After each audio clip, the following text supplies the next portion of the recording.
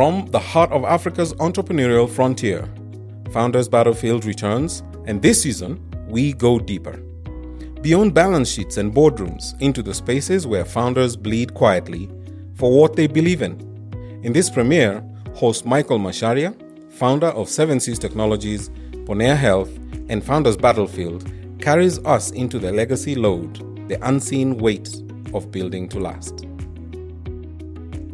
We step behind the scenes at Biofoods, where Joachim Westerveld, CEO of Highlands Drinks and Biofoods, opens the doors to his world, from factory floors to farmer fields, revealing the emotional price of leading a purpose-driven enterprise where every decision touches thousands of lives.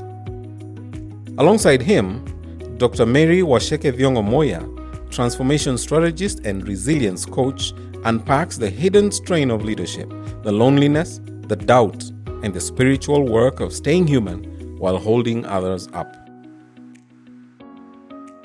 Together, they confront the truth. Legacy is heavy, but it's worth carrying when it feeds more than yourself. This is not just business. This is Founders Battlefield.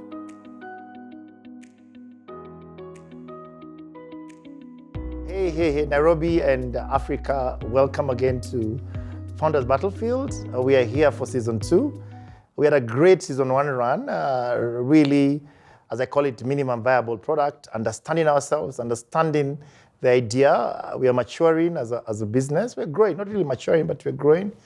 And your feedback has been incredible. We've incorporated a lot of it in this new season. We've had great events with the entrepreneurs and the founders that showed up in the arena in the first season, and we thank them for sharing. We also thank you for the feedback you've provided.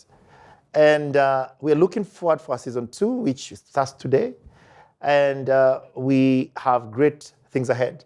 We definitely will pivot a few different things in this season.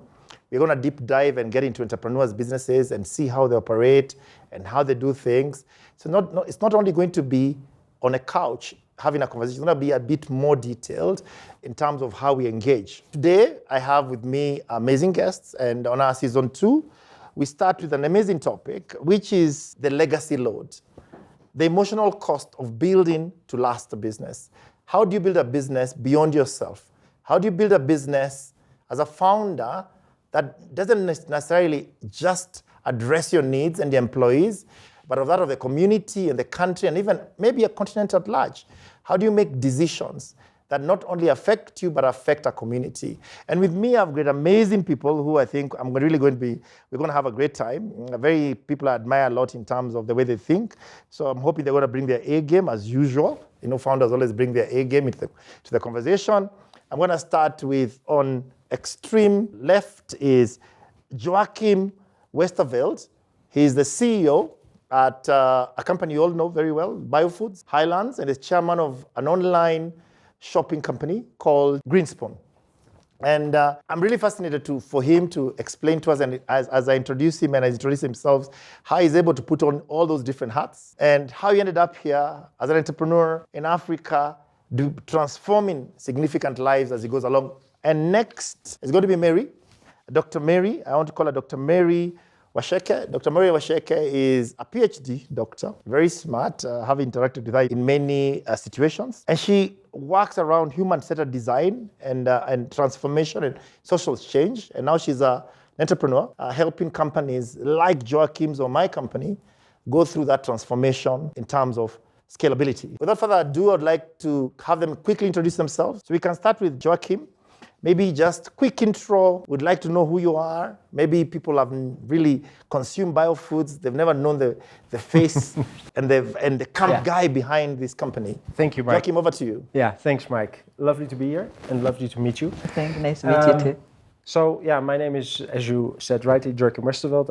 I'm a Dutch national by origin. I've been an entrepreneur for the last 21 years. Done many things. So lived in Pakistan, set up 2 companies there in the dairy sector, and then came back to Kenya in 2013. Saw the opportunity in dairy, seeing a growing middle class who's concerned about food safety on the one hand, and seeing dairy farmers struggling to produce good quality milk in good quantities and making money. So I said there's a tension there. With the knowledge we had gained in Pakistan, we thought we can jump in there and we can try to connect happy customers to happy farmers. So that's biofood products. Involved in many other businesses like Greenspoon, fast-growing e-commerce grocery platform, and many other businesses.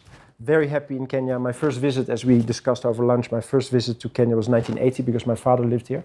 So I have a long history with the country, and since now 13 years, it's home and it will be home. And super happy to be on the couch with Mike. Looking forward to this afternoon. Oh, fantastic. I will keep you busy. I have no doubt about that. And as you noticed, today we've got only 3 of us entrepreneurs, so we made it a bit smaller. And maybe we're going to get more throughput, as we can see. And Daktari, tell us. Thank you, Mike. I'm glad to be here. So my name is Dr. Mary Waceke Dhongo, as you have heard. I'm a systems thinker, human-centered design. A thinker, I apply systems thinking and human-centered design in terms of solving organizational issues, community issues, social issues, and social challenges. I'm a mechanical engineer by my first degree. I have a master's in sustainable development, and then I did my PhD in terms of looking at technologies, innovations, and management practices that are focusing on climate smart agriculture and the diffusion of these technologies along the value chains, and what are the factors that affect that diffusion. Having said that, I've worked in the corporate world for several years, having started my work with Total, working there as an engineer first, worked in operations, in commercial, then with people and culture here in Southern Africa. But my main forte is transformation and change, organizational change, individual change, community and society change, and how that change takes place and what factors, the optimal factors you require for transformation and change to happen, both at shifting behavior, shifting organizational culture, shifting perceptions, and therefore having transformative change within an individual, a society, or a community. And I'm glad to be here. Oh, wow. Amazing. But, something you said about Total, you're a mechanical engineer. Yes. And now you're doing transformational change. Yes. I remember bumping into you at some point when you were at Kenyan. Was Total your endpoint before you got into entrepreneurship? Or have you sort of summarized your journey? I think I've just summarized my journey very, very quickly. Because our journey starts from the moment of conception up to where we are now. 100%. The awareness of my own journey came into me, of course. I guess is my conscious belief in terms of setting a goal and believing where I want to go. So I recall from my primary school, went to a typical Kenyan primary school in the village. I was born about 17 or 18 kilometers from the CBD, but that time it was not as heavily built as it is today. Yes. Just down here at Karura, and went to a typical village school. But at that particular time, I had this goal to actually join a national school. And those days, national schools were truly national schools, Mike. You didn't need to canvass to get to a national school. You just needed to actually get the grade and apply to the school. So then I set a goal to go to Loreto Convent, Limuru, and that's where I went to Loreto Convent, Limuru, to do my high school.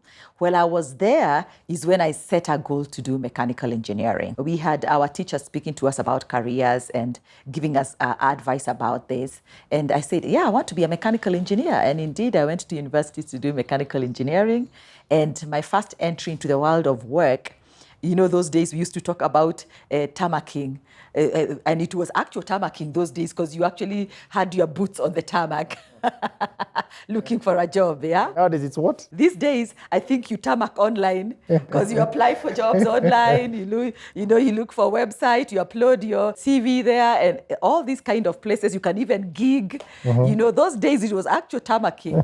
In fact, Kenyans used to say that January heat. When you're looking for a job in that January heat, I guess those are the days even now you could then relax a bit at the gardens in Nairobi. Jivanji, City Park, Uhuru Park. You've tarmacked, you're exhausted. Now you just say, let me take some breather right here. You still have people doing that anyway. Yeah, exactly. Okay, anyway. But now you see that, I guess tarmacking has now gone online, and there are many opportunities out there.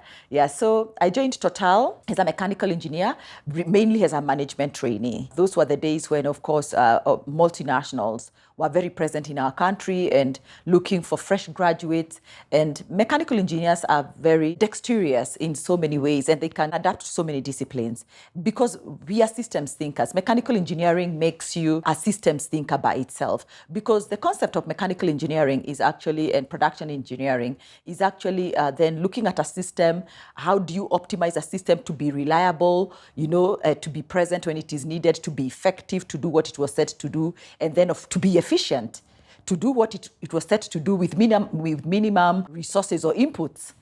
So that kind of thinking then is transferable to to organizations, the mechanics of an organization, the mechanics of managing people, culture, managing an institution for it to be reliable, effective, efficient. Of course, efficiency, reliability, and effectiveness is defined from a premise of the goal and the vision and the mandate of that organization. So as a mechanical engineer, I joined Total. New department was being set up after I finished my management trainees, 18 months experience, which was really, really good because that took me around the entire organization, from operations to commercial to people to organizational design and development, and also safety, health, and environment. By that time, those were the days that issues like safety, health, and environment were not center stage in organizations.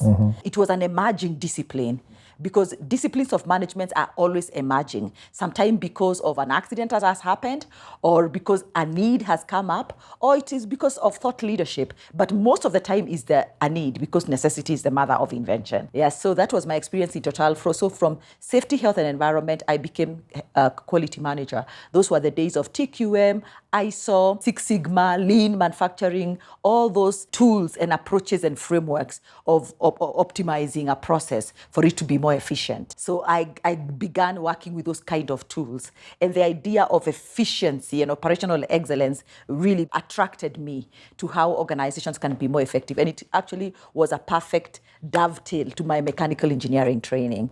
From there, then I began managing performance across the entire organization. Wow. Yeah, because at the end of it all, effectiveness, reliability, and efficiency, when you combine them, the output you're looking for is again a performance, and not just the metrics, but the impact of that performance. I began to manage performance across the entire organization, from essentially the business side, then the people side. My interaction with the people side of performance, because you can say the business is performing well or not performing well, but when you look at performance evaluations of individual, all of them are scoring 80, 90, and 100%.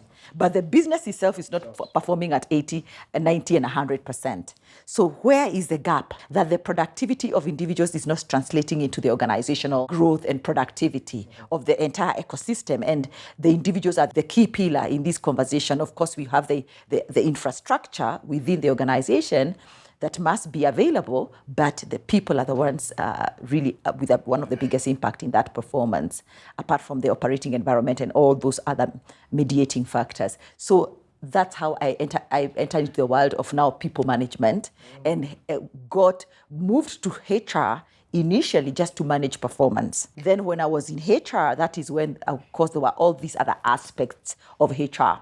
From employee relations themselves to the performance, combined with talent, recruitment and recruitment and placement, and learning and growth and progression and separation and culture. I got into it. And again, my mechanical engineering mind kicked in, my systems thinking kicked in, how all these various pieces of HR can be mutually reinforcing. They can be catalyzed by culture and leadership. So that's how I entered the world of transformation, of linking transformation to organizational design itself, and then the development part, the people and culture. And we're going to come, because I know your journey doesn't stop there. Yeah.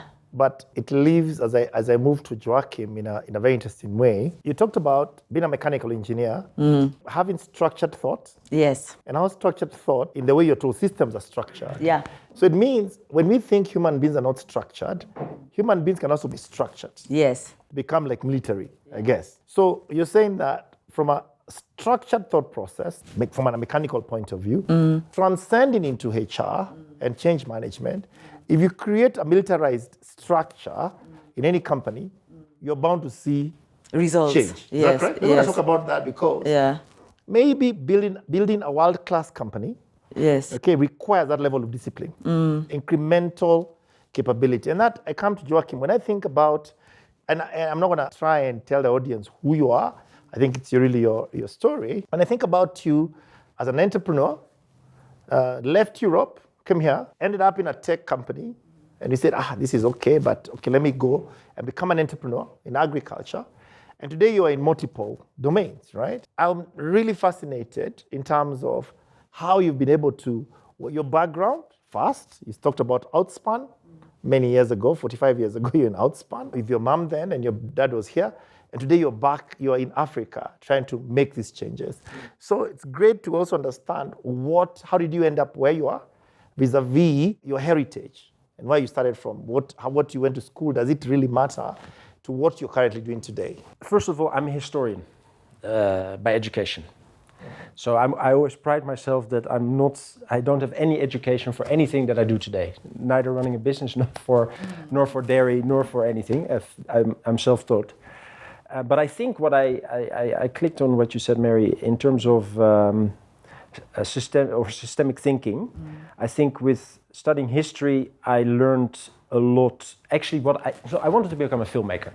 Originally wanted to become a filmmaker. Okay. I wanted to make documentaries. So I used to have long before these beautiful cameras, I used to have a Super 8 camera, right? And I would go, and my father had a safari company. So when I was 16, I would be helping in the camp, setting up the camp, and I would have my camera, and I would be making small films. But then when it came to the time to decide what to study, I said, a vocation you can always learn, but learning how to think and analyze and have an abstract view of things, so take a step back from reality and say, what am I seeing, what am I learning, that's the time when you're like 18, 19, because you're still, everything is fluid. So I chose to study history, which I'm very happy I did. My entrepreneurial story is quite interesting. So while I was in university, it was the end of the war in Yugoslavia, 1995, 97, in the south of Europe. Yeah. So when I was a student, I got involved in a foundation. So what we used to do is we used to collect money from students, and then we would buy medicine, and then we would drive these medicine ourselves into the war zones and bring them to orphanages and schools and elderly homes, etc., etc. So a lot of cowboy adventures. I can tell you about crazy things we've done. We did it. Then I got my appetite for trying to make small changes in the world. That is actually what made my clock tick. I was always very engaged, and I wanted to see how can you make changes in the world, like what you're also doing. So after I finished my studies, I went to the humanitarian aid. So I worked in Sudan, Khartoum. I worked in Eritrea just after the war with Ethiopia. Worked in Guinea-Conakry on the border between Liberia, Ivory Coast and Sierra Leone, tens of thousands of refugees. And then my business partner, my best friend from university, who I did that foundation with in former Yugoslavia, had done the same thing. He went to Chechnya. So we both had a tour of duty in the aid world, like emergency aid. And we both came back and we said, look, of course it's good to help, but there's no structural. It feels like trying to dry the floor while the tap is open. So we said, what can we do? What can bring real change? And we said, it's actually business, because business creates wealth, creates livelihoods, creates work, creates income for people, but business is also a driver of innovation. You can, if you go somewhere and you just start a business and you start to do things differently and you start to innovate, you can actually drive change. And that's how, in 2004, we started our first company. Our first company was actually started on the basis of business can do good. Yes. And I think that's, if you would ask me what the theme is of everything we do as a group of companies, it's we believe that business is a force for good. And we believe, I think we're actually proving that if you put people and planet before profit, you drive change for people, you drive change for the planet, and you make money in that order. The moment you put them in a different order, if profit comes first, people and planet tend to suffer. But if you put people and planet before profit, all thrive. And that is, I think, what motivates me. And that is actually, if you ask me what's the common theme, because you ask me why, how do you get in all these spaces, it's the belief that in many ecosystems, if you look at it a bit differently and you say, hey, how can I innovate here? How can I do things differently than are being done before? Is when you get success. Interesting. So as you said, business as a source of good. Yeah. Let's then look at the businesses that you are in, or businesses that Dr. Mary is helping go through that change, right? So maybe one of the things I know that you've been in is working for public sector. Yes. Public sector would mean working for, you'll tell us how public sector works. And I've always wanted to understand, when sometimes I look at our world today and then bringing it back closer home, I sometimes think that the public service should be one of the areas where for good becomes as a first element of engagement, for good for the citizen. But sometimes I look around and say, are these institutions really doing what is good for the citizen, or are they doing good for the extractors of capital from those organizations? So having worked in those companies, and maybe you can tell us, don't you seem that your mental capacity to be in those companies and to do good when you're in there, how do you drive change such that you're able to talk to the stakeholders to say that we need to be good? You have to do what is good in the state corporations where you've worked, okay? And yet you've not been a CEO there. How have you reconciled that in your life? Very interesting question, Mike, because when I worked for the private sector, I never really thought I would work for the public sector. It had never really crossed my mind. Actually, when I was in the university, I set a goal to go do mechanical engineering, and I did. When I was at the university, of course, when you're a university student, you aspire to get a good job, the typical narrative that we know. Go to school, work hard, go to a good school, go to university, do a high-value course. In those days, the traditional courses of law, engineering, medicine, and such, the traditional courses that were deemed and seen as high value, that has changed today. I believe basically every course can be high value. The issue is context and how you apply yourself. But coming back to this conversation, so for me, I wanted to do mechanical engineering because it was a high-value course. So I did that. And of course, after that, what do you look for? High-value sectors to enter into. Oil and gas. And the oil and gas was one of those. And we used to hear about being a management trainee for manufacturing, and oil and gas was the best place to be. So East African industries, then that became Unilever, GSK, GlaxoSmithKline, Procter & Gamble, BATs of those days, and then Total's, Shell, Caltex, Mobil. That's where we wanted to go as management trainees because of the possibilities and options presented in terms of success. So public sector never crossed my mind that time. So, and I am glad that I had my first career entry. When I look back and reflect, that my proper career entry was through my management trainee program. I started there because of the form of culturalization into the world of work that I received from working from a multinational. The speed, the agility, the innovative mind, the desire to learn, the curiosity, always, and the tools and that kind of an environment that actually then enables you when you're a smart student and now you have just begun your career. They are enablers and drivers of actually you being able to deliver value for the organization and in return, of course, expect a good compensation and career mobility and growth. That's a private sector. And private sector, as we know it, driven by the sense of maximizing value for the shareholders. Today, because of the change of thinking, as Joachim has said, in terms of triple P, people, profit, and planet, and then expanded to other frameworks like ESG, environment, social, and governance, and all these other self-regulating mechanisms and also compliance mechanisms that have been put in place to make sure that actually businesses can do well and also do good, Yep. You can do good as you do well. The point of doing good is not much more amplified, but it has been amplified because we had reached a point whereby we were actually falling off the cliff in our drive and insatiable appetite for more profit, more money, and insatiable appetite also from individuals themselves, which now creates that issue of extraction from the public sector organization whose fundamental mission is to do good. Public good. Actually, it is called public good. So how did I find myself in the public sector? So as I was working for the oil and gas, of course, you interact minimally some time with the public sector. I went to work for Total in Zimbabwe, and I saw firsthand the effect of what happens. It's like an epiphany that comes.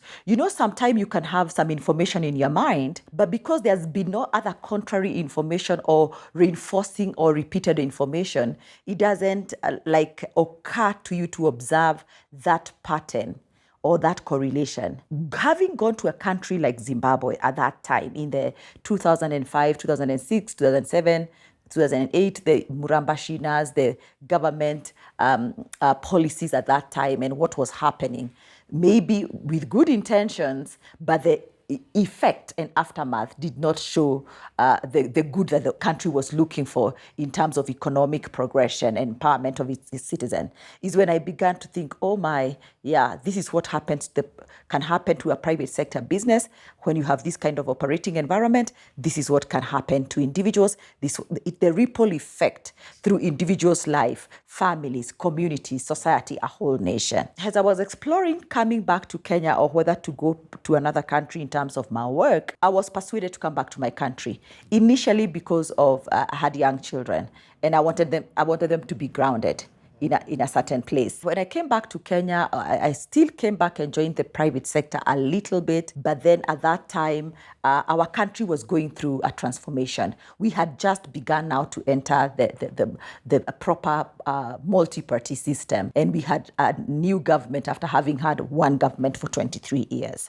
And there was optimism and a lot of hope, that things are going to be different and operating environment will be better. First of all, even just the last end beneficiaries of this change, of course, is individuals. And then down to the unit that makes a society, which is a family. The oil sector was also getting transformed. There was the unbundling of the energy sector. We know that at that time, Mike, if you remember, and Joachim, you remember that many multinationals, we had flight. They had begun leaving this country because of the operating costs.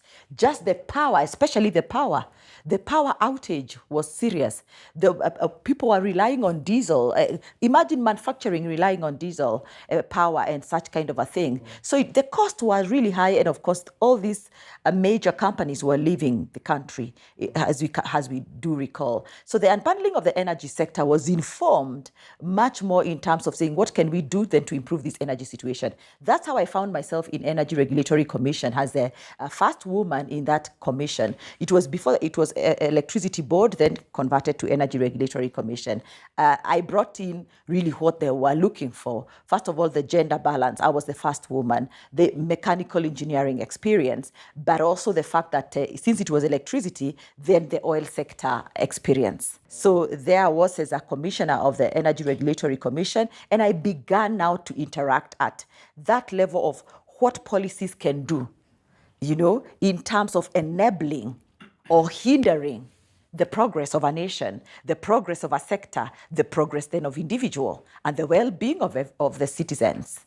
Oh. And I began to interact from a very deep way and a profound way. I became very interested in this ecosystem and how it works together for the betterment of its own citizens. And the unbundling of the energy sector is because at that time we had Kenya Power and Lighting Company it was generating, it was dispatching, transmitting, and distributing, all of them together. And therefore, it had become very inefficient. And probably the motivation and the appetite to do better for the citizens was lacking. Mm. And other forces and factors that, as you have mentioned, extracting from the institution for personal benefits. So there was KenGen now to start generating. To generate power for the country, and Kenya Power then to continue dispatching, transmitting, and distributing. And we know today that, of course, now we have a transmission company in terms of Ketraco. Kenya Power is still dispatching and distributing, and probably also still evacuating some of that power in terms of transmission. So the whole ecosystem is not yet optimal and where it should be, according to me. When I was in ERC, then KenGen was being set up, and then the government of that time had seen the need to bring the technocrats into these organizations to bring the private sector mentality of performance, speed, and agility, effectiveness, efficiency to these institutions so they can start producing value for the public good. Private sector is producing value for the shareholders. But of course, today we say they should produce value for all the stakeholders. That's why we talk about, as you have said, the people, profit, and planet. But here, you are meant to produce good for the citizens. Are you really doing it? Then, so let's look at the efficiency. So that time KenGen was going through transformation. We had technocrats, now a CEO who had come in to run the institution with a private sector. Was that Edin Njoroge? Edin Njoroge, yes, did a fantastic job, honestly, in that place. That's how I got recruited. Through that time, there was the McKinsey, there was KPMG. I applied for the job. I got the job as head of performance and change for KenGen. So I had to leave ERC because you cannot be part of regulated at the regulator. That's a conflict of interest. By the time that I was there, I was able to be part of the technical committee, chair the technical committee. And then, of course, then I came to KenGen to be the head of performance and change. What I found there, of course, is the usual public sector business as usual. We have always done it this way. The board and the CEO are trying to transform the place by actually coming up with a new organizational structure. When you want to do transformation, there is a hardware and there's the software. The hardware, the institutional structures and arrangements. You come up with an organizational structure, with a strategy, and the structure, yes, should follow the strategy and follow the business model. You've done all that. But now, actually, is this change coming to life? Unless now we start talking about then the living beings within this institutional structure. Those are the human beings that are actually occupying these positions that have been created. Therefore, then living out the institutional mandate. And then there is the ways of working, as we call them, the ways of working that then translate into the culture affects the ways of working. How do we work? Do we have the sense of awareness that we are here for the public good? Well, that's interesting because, and we're going to dig into that because, and as we move to Joachim, especially, I'm just reflecting what you're saying in terms of you get to a company, there's the people aspect, there's the bigger good because think about it. If already companies were leaving the country because of lack of power or poor power. Then now we go back and ask Joachim, knowing when you came to Africa, definitely when you're younger and you went back to school and you came back, what made you get into agriculture? Knowing the challenges. First of all, Africa, we are still extremely not able to feed ourselves. Totally. That's already in itself a problem. Agriculture, to a large extent, the large players have been, some of them very political, others have been very global, okay? If I look at the agricultural space, I think you have very many small people. You have very large political players because they could amass large tracts of land. And then you've got global multinationals that come and, because of their nations, whether from the UK or the US, they come and take large pieces of land through global concessions and then maybe do pineapples or whatever they choose to do. Or a manufacturing company that comes to, they want to get wheat or whatever, barley, whatever they're looking for. So for you, I'm very curious to understand. And Mike, the bulk of the small scale farmers, they're the bulk. They're the bulk, yes. Yeah. But that now brings me to the conversation and the question to Joachim, just how then, as you said, you're a historian, right? Now, how did you jump into this fray? Well, first of all, I like this, Mary, just to sidestep, because I really like, I've always admired the KenGen story. Yeah. And we were talking about tell us. Yes. Yeah, and we were talking about it over lunch as well. I think KWS also at some point, when Julius Kippentich was there, it shows that if the right people with the right intentions take the helm, we're able to create very unique and miraculous change. So I think that is really a story which really inspires me. You saw my eyes light up when you told me you were at KenGen. Yes, exactly. Always looked at it. But anyway, entrepreneurship thrives where there's imperfection. Where there's a tension between. You see a tension. So my story is actually, in 2004, I visited Pakistan and my father-in-law was the technical manager of Nestlé. And Nestlé is a large milk processor in Pakistan. So I traveled through the Punjab, like deep Punjab, visiting milk collection centers and visiting farmers. And what I saw, and this is really how it happened. I mean, I was a historian, I had done some jobs, but I was on the ground traveling. And what I saw was that Nestlé needed more milk. They needed higher quality milk, they were paying cash. And then I saw every farmer I spoke to had 2 liters, 3 liters, and the milk quality was an issue. So I said to myself, okay, so there's a company here that's paying good money and is crying for milk. And there's farmers that one way or the other are not able to produce that milk.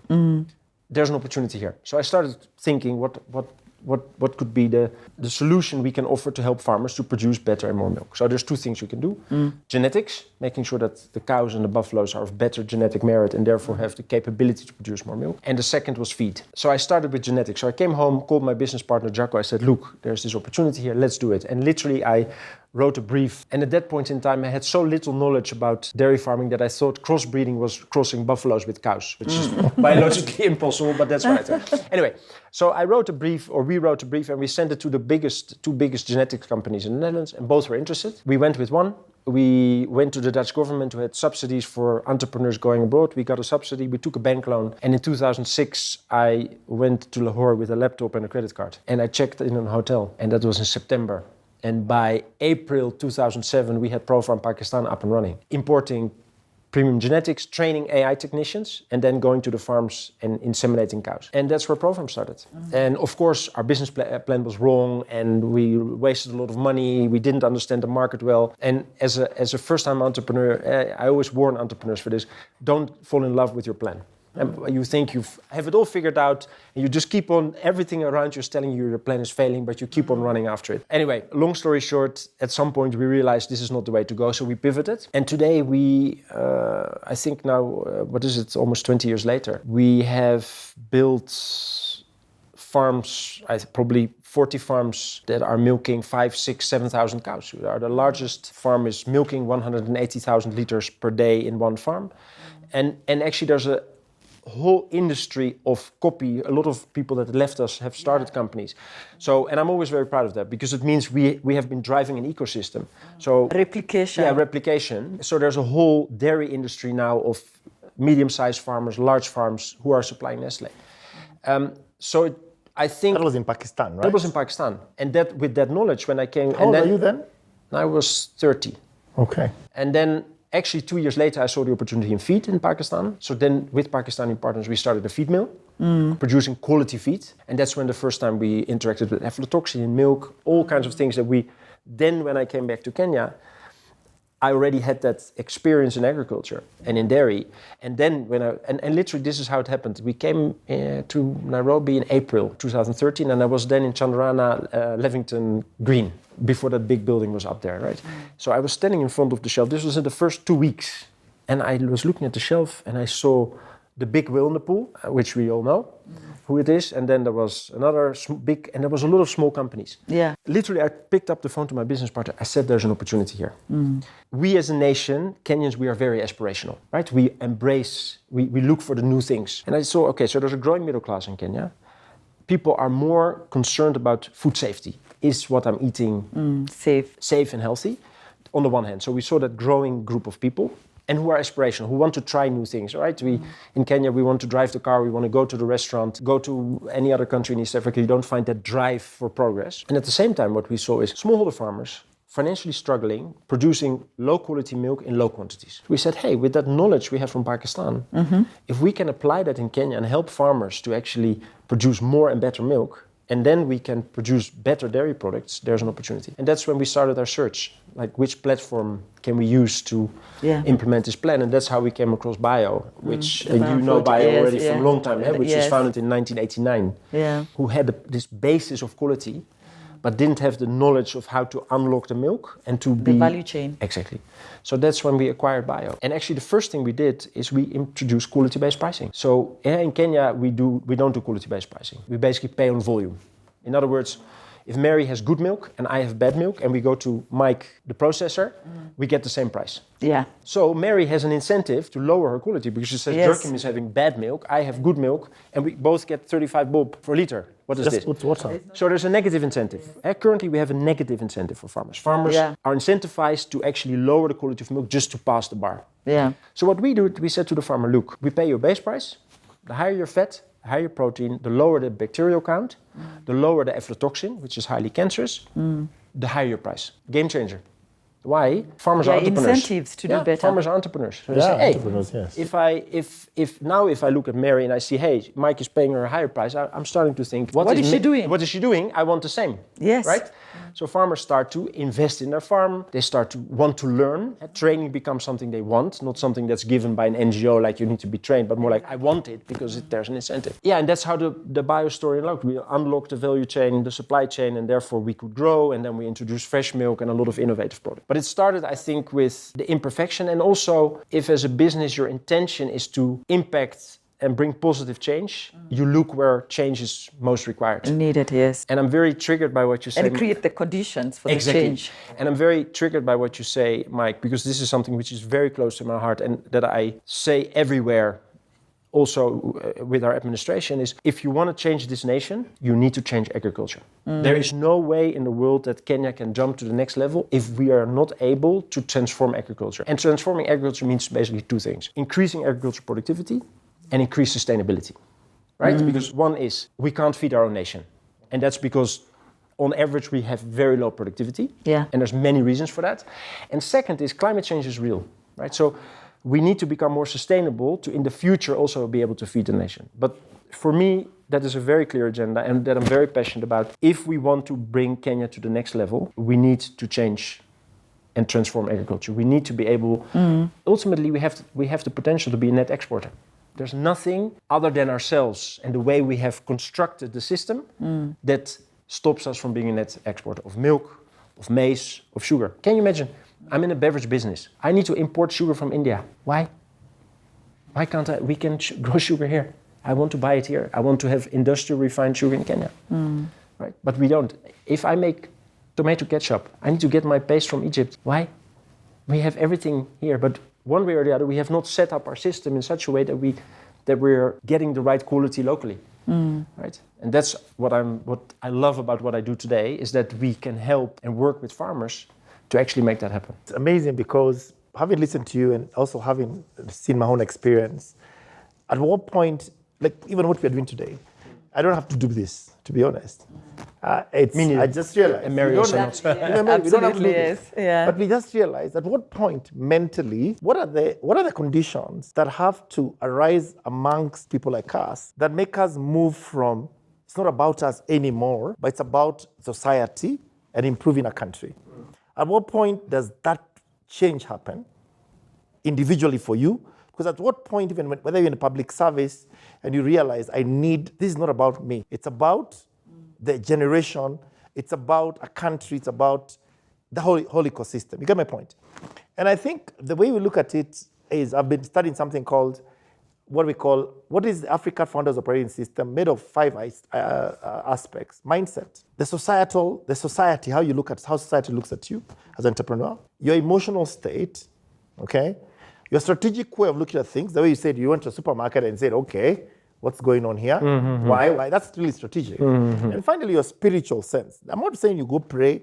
It's just you are at the right time, at the right place. At what point do you think those facets come together for you to finally figure out that it's not about me anymore? So that every day you leave work, every day you leave your home to go to work, it's not going to be about me. Even if I fought with my wife or my husband and I am feeling bad in the car or whatever, when I get to my calling, I have to continue doing with the energy and passion that it takes. At what point do you guys feel you got into that tipping point? Mike, for me, again, just to come back to my story in terms of moving from the private sector to the public sector. Of course, when I was in the private sector, I wanted to be a decent human being. Therefore, I worked hard as we are required, delivered a productivity, delivered performance for my organization. I was proud of our brand. As Total, and proud. I actually was one of people who really cared about customer service and participated and drove putting together of quality manuals for Total and standardizing Total. Actually, during my time in Total was the first oil company to be ISO certified because of quality. So it was. I knew from the beginning, whether I'm working for the private company or public sector, that it's not about me only, that I'm part of a system. I'm also a part of a social group. I'm part of another identity. As individuals, you've got your own individual identity as Mike. but you also carry other social identities that put you in social groups that you are proud of. Whether it is your school, whether it is your religion, whether it is your family, even whether it is your gender. We carry both individual and social identities. In fact, our social identities are so pronounced. And those are the ones that drive us even to pursue some of these. There are those identities that are thrown upon us. And there are those identities that we aspire to acquire. You know, you aspire to be a top student. You aspire to be a successful businessman, or to be all those, to be a parent, you aspire what you can drive through achievement.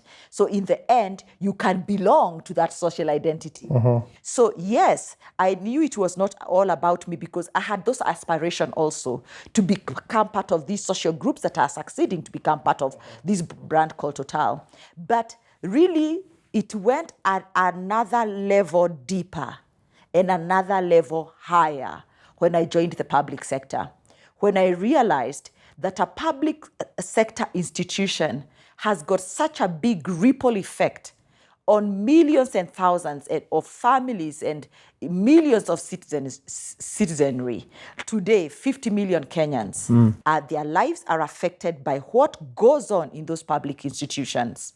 Whether they are generating power, whether it is water, whether they're in charge of keeping the quality of our food, whether they're in charge of checking the quality of our medicine, building infrastructure to deliver the services and the goods that the citizens require to live a healthy life, a productive life, and I can add, a meaningful life. But when this kind of mindset, and you talked about mindset, is not within the leadership and the employees and the staff of a public sector institution, the answer is obvious.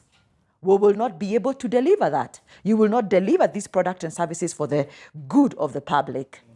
And transformation is needed continuously. There is what we call the incremental change. When you have a mindset of agility, then change is incremental.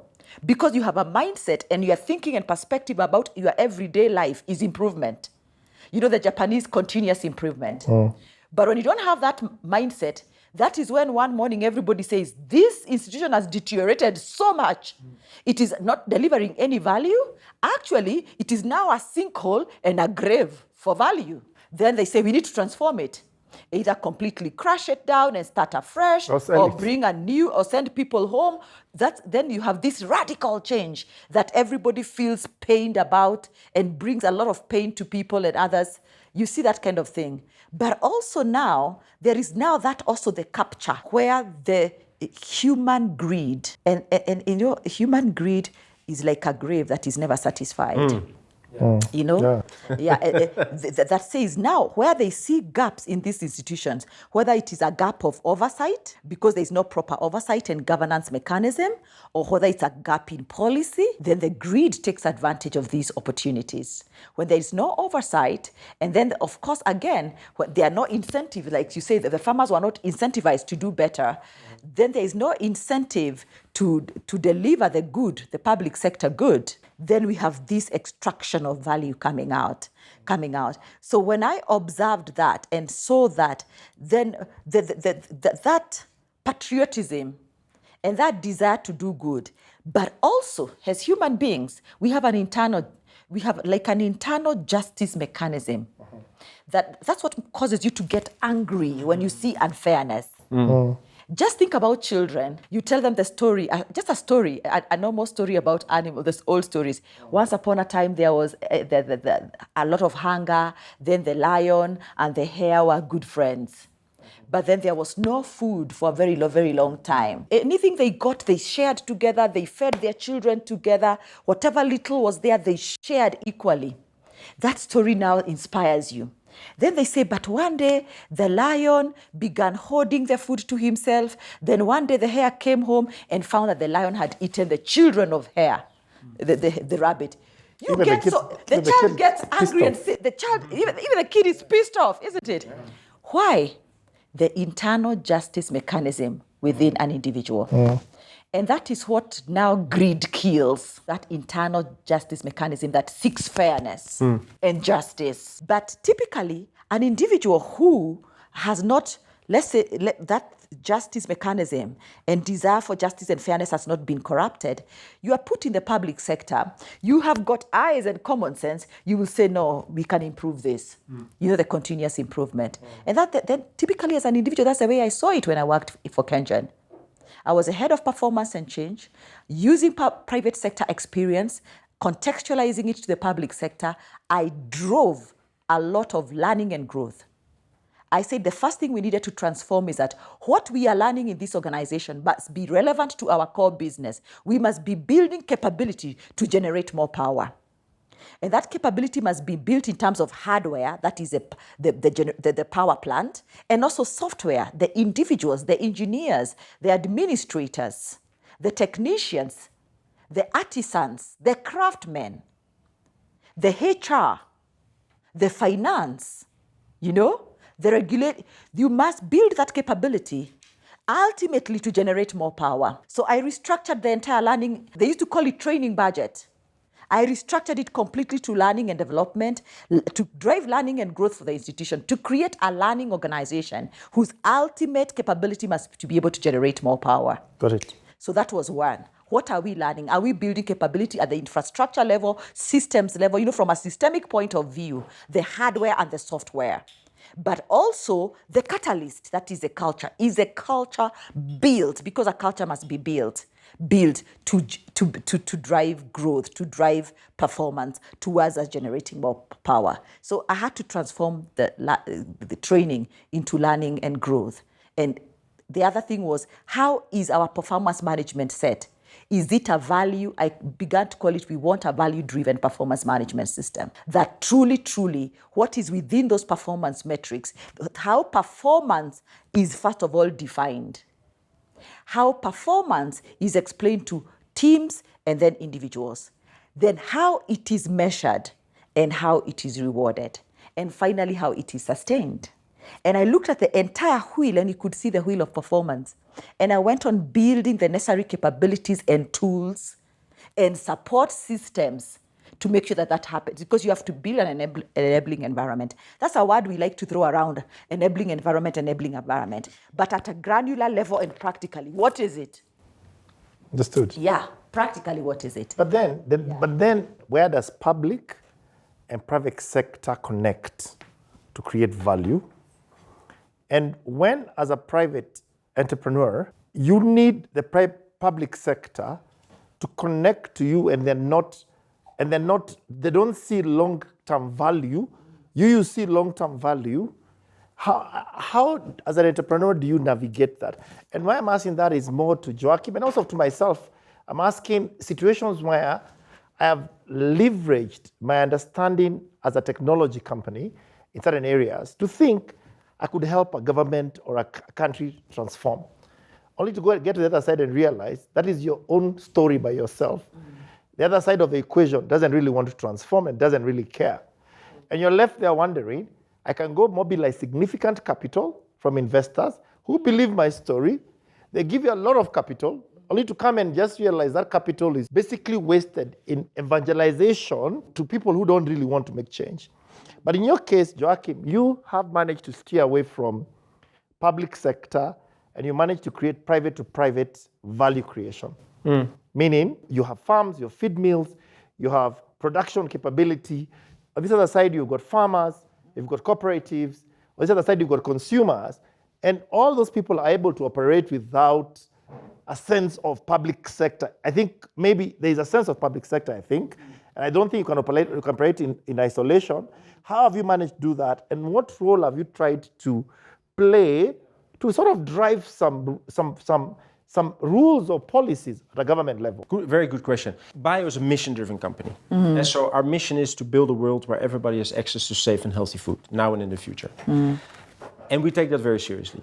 That means that whatever we learn and whatever we do, we don't keep it to ourselves. Yeah. Because we believe systemic problems need systemic solutions. Absolutely. Right? So it cannot be that if we as a company say we're mission-driven, then we go along and say, oh, we're so great, we're doing all these things, but we're not going to share it. So actually, we have a policy where we are very proactively engaging with our competitors, with the regulator, and with the administration. And actually, you'll be surprised that if you show that you come with good intentions for the public good, the other side comes along. What we try to do, for instance, our quality-based pricing approach, I've taken CEOs of my competitors' business along to see what we do. I say to everybody, even my biggest competitor, they're welcome. Come and see what we do, and let's do the same together. Because ultimately, we believe if we can transform how farmers dairy farm, we can make sure they make profit, that they produce more milk and better milk. Ultimately, all the dairy processors get better, and ultimately the Kenyan consumer gets better. Yeah. So we are actually very actively working with our competitors. We work very closely with the KDB. We have very good relationships. We try to create a coalition of the willing. Now, I believe in an imperfect regulatory landscape, you can do two things. You can start waiting for the government to do something, or you can say, let's create a coalition of the willing, of like-minded Absolutely, businesses, the coalition of the willing. Let's do what is right, and then not in animosity with the administration, but say, administration, come along with us, embrace this, and let's and it's actually working. And I think, for instance, the PS Livestock Jonathan Waceke is very closely involved, very open, phone call away, always interested to connect and to bring others on board. KDB, we work very closely together with him. We work with many of our competitors in a very open and transparent way. And I think change comes slowly, but it comes if you just continuously keep on making the right steps. Yeah, that's how we do it. And I think we have come a long way, and we are constantly inviting our competitors to come along with us. And I think we've all seen, if you test the milk in Kenya 10 years ago, the quality, and now it has improved. It might not be where we want it to be, but it has improved. Why? We've created consumer awareness. So the consumer started to ask, the demand. what am I drinking here? Which means automatically other processors start to think, okay, how are we going to, this is a change in demand, what are we going to do about it? So I believe, and that's what I love about running businesses and what makes me passionate about bio, is that through doing the right thing every day, through involving your competitors, involving the regulator, engaging with the administrator, and educating the consumer in your own little way, step by step, you're helping to drive systemic change.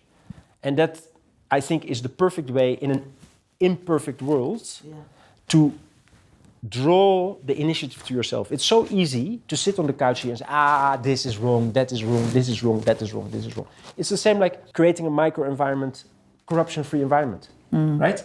Where it's on merit, where people are promoted on merit, where people are not promoted for the favors they've done or the tribe they're from or whatever. I mean, we all know how it works, but creating a system, a small microcosm where things are done differently gives people hope, right? And it shows, it's the same like Kengen or the same like back in the Kiniwat. You can show that you can create islands where things are done differently. And these things, they will slowly bring systemic change. So something you said about collision of the willing. Okay, you know, we're in a season of collisions anyway, but collision... More and more in the next 18 months. Collision of what? I don't know, collision of the willing. But anyway, we talked about collision of willing. And I just thought about it and realized that you said you bring competition to understand. Because you know, the other day I was talking to some guys, and I was saying sometimes as I talk to entrepreneurs, my entrepreneur tells me he's in transport. He says, you know, me, I'm in transport. I'm in real transport business. But there's another entrepreneur who is also in transport, but they're not in transport business. They're laundering money through the transport business. So sometimes you ask yourself, okay, you're in the same business with people in the same industry, but you're not sure where their unit economics sit. Is that correct? So how do you create a collision of the willing where you know that the people who are going to come to that play are really coming for the right reasons? Number two, you're connected with them at a country transformational agenda level. You're not trying to say, okay, let's get in and see what the guy is doing, okay? Because you know, there's also a significant level of scarcity mentality. Exactly, I was going to say and that. And then there's abundance, right? They have abundance mentality. Yes, I can give But you how do you drive? I can give you an example of this, of the way I look at these things. And I'll give you an example, and then I'll go into answering your question. At all our companies, we share all the financial information. Every month, we call everybody in the room, cleaners, drivers, everybody in the room. They see everything. Profitability, cash in the bank, margin, how much milk we have collected, everything. And people ask me, What if your competitor finds out? And I said, and then what? Yeah. What are they going to do? Take the money back? They don't have our people. Yeah. They don't have our drive. They don't have our passion. Ways They of don't have our working. culture. They can know everything they want to know. And if they use it, good for them. Maybe they will come along on the journey. So that's a micro answer to your question. But the real precise answer is time will always tell whether people are truthful or not. I believe that. Absolutely. So my door is always open to anybody. The test of time. And let them come. Let them come with good intention, let them come with bad intention. If they come with bad intention, that will catch up with them. I know once you get into that place, in the dark place, the darkness will be with you. Right? You spend your days looking over your shoulder. We all know. That's what you're going to be doing. Time will tell. Everybody's welcome. Time will tell. And the people that are true will walk the journey with you. And consumers are not crazy. Right? Consumers will see this is right and this is wrong. Consumers will choose. You are a customer because you trust us. Yeah. Because in every single thing we do, we try to be trustworthy, right? But that's not something you add. You know, when you buy a car and the car salesman tells you, trust me, you're like, right? Trust is built by day in, day out, year in, year out, doing what is right over what's convenient. That's integrity. Integrity is doing what is right over what's convenient. People that are not genuine cannot go on that journey because within a day or 2 days or 2 weeks or a year, they will drop the ball because the intention, the internal drive to do what is right over what's convenient is not there. So I'm not worried about that at all because time always tells. It's interesting. It's something you said, Dr. Waceke, over lunch. You said, you guys have never met. No. Yeah. But it's something you said over lunch. You said, you challenged Joachim and said, I just hope. Remember what you said? Yeah. I just hope, please, just when I've managed from the time you're pregnant with your kids, Yes. you've been using Biofood. Then you said, I just hope you don't become the typical brand at some point Yeah. that people get used to you until then there's a runaway chaos. Yeah. Yes? Yeah. That is an interesting conversation because when you talk about collision with the wheeling, I think even the consumer is part of it. Absolutely. Of course. Is that correct? They are part of the incentive system. And even you as an individual, you are part of it. What Joachim is describing for us here is, of course, Mike, I'm a serious believer in what I call conscience organization. Organizations with a conscience. We tend to think, of course, that conscience, yes, is inherent in each one of us as an individual. That is what makes us different from the animals. We have a conscience. You see, an elephant, or let's even take the king of the jungle, the lion, they wake up in the morning, they're hungry, and they've got a pack of buffaloes, antelopes, and baby antelopes. You know, they will run after the easiest to catch, which is a baby, isn't it? They won't say, oh, my conscience does not allow me. You know, this elephant, the lion is telling the other lion, do you think we should be running after these little babies of antelopes? How can we sleep at night when we do these kind of things? They don't have a conscience. Because they are animal, they have animal instincts. Yeah. When we have killed our own conscience as leaders and we are running institutions, you have institutions without conscience. And that's how then, yes, because the insatiable appetite for more money will drive them without a conscience, then the brand then deteriorates because you're trying to cut corners to give the bare minimum at the highest price. Exactly. You see? But when you have leaders who have got conscience, employee with conscience, you are applying conscience into your work. That's what we keep being told about ethics at work. Conscience is part of your ways of working. We talk about WOW, ways of working. The conscience is part of it. And that's what Biofood is doing, and hopefully many other organizations. But it starts with the issue of leadership. It was a leadership decision for you to say we are going to have full disclosure. We live in the age of full disclosure. We're going to have full disclosure of our financial performance because their incentive system incentivizes integrity, transparency, building trust. You know, you have said it very well. Trust is earned. Yeah. We have lost trust in some of our public institutions and some of our private businesses also. But there are those, the coalition of the willing, it is those who are willing to have a conscience. They are willing to have an abundant mentality. They are willing to walk the path of full disclosure. They are willing also to say collaboration is a new competition. Yeah. We can never solve systemic issues without collaborating. Social problems, you call them wicked problems. Yeah. The name we call them is wicked problems. What is a wicked problem? A wicked problem, you cannot solve it from a linear perspective. You can never solve it from a one disciplinary approach, from one level or by one sector or by one group. It requires that cross-sectoral collaboration, cross-functional collaboration, cross-level collaboration. It requires collaboration because wicked problems, the moment you have just clicked what makes this issue tick, it starts to talk. When you have discovered what makes it talk. It's always mutating, adapting, Let me tell you a story. It just got me thinking in terms of collision. One day I started a business trying to help government with transformation of healthcare, something I'm seeing they're struggling. Because it's not an easy project. It's not an easy problem to solve. But anyway, so I said, okay, to hell with this. Let me try and do it public sector way. But for me, my collision of the winning was very simple. Let me bring convenience to the patient. Let me bring price transparency in terms of, what an X-ray costs in one place. You clearly can decide. If I can get it in 1 hour and there's no queue, I'm willing to pay 20% more. If I want to go 10 kilometers or 20 kilometers more, I can get it cheaper. So I try to bring what we call a marketplace for all providers with price discovery, comparing like for healthcare, okay? And then saying patients can finally make a decision based on price, on convenience, and maybe even of quality. For me, in my mind, I said, this is a no-brainer.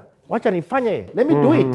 So I built a business called Ponea.health. I raised capital from shareholders. I brought 1,000 some XX provided in the ecosystem, over 10,000 services, build what you call price transparency in terms of whether you go to Mombasa or you go to Kisumu, you're looking for an X-ray, you're looking for a neurosurgeon, the price points, you're clear. And brought everything together, right? Now, me, I'm thinking, okay, customers, patients should love this because naturally, I'm giving them opportunity for a fair play. Then I realized for COVID, it was great because COVID people didn't want to go to hospitals. And I realized the next step was bringing the payers. The payers are insurance companies, whatever. And I remember going to this insurance company, one or two. They told me, why would we want to make it easy for the customer, patient, to get healthcare? Just listen to that. Why would we like to make it easy? I said, what do you mean? But if we make it easy for them, they're going to claim everything. Because it means they can, every time they feel a bit sick, they go to hospital. We have to make it a little bit difficult.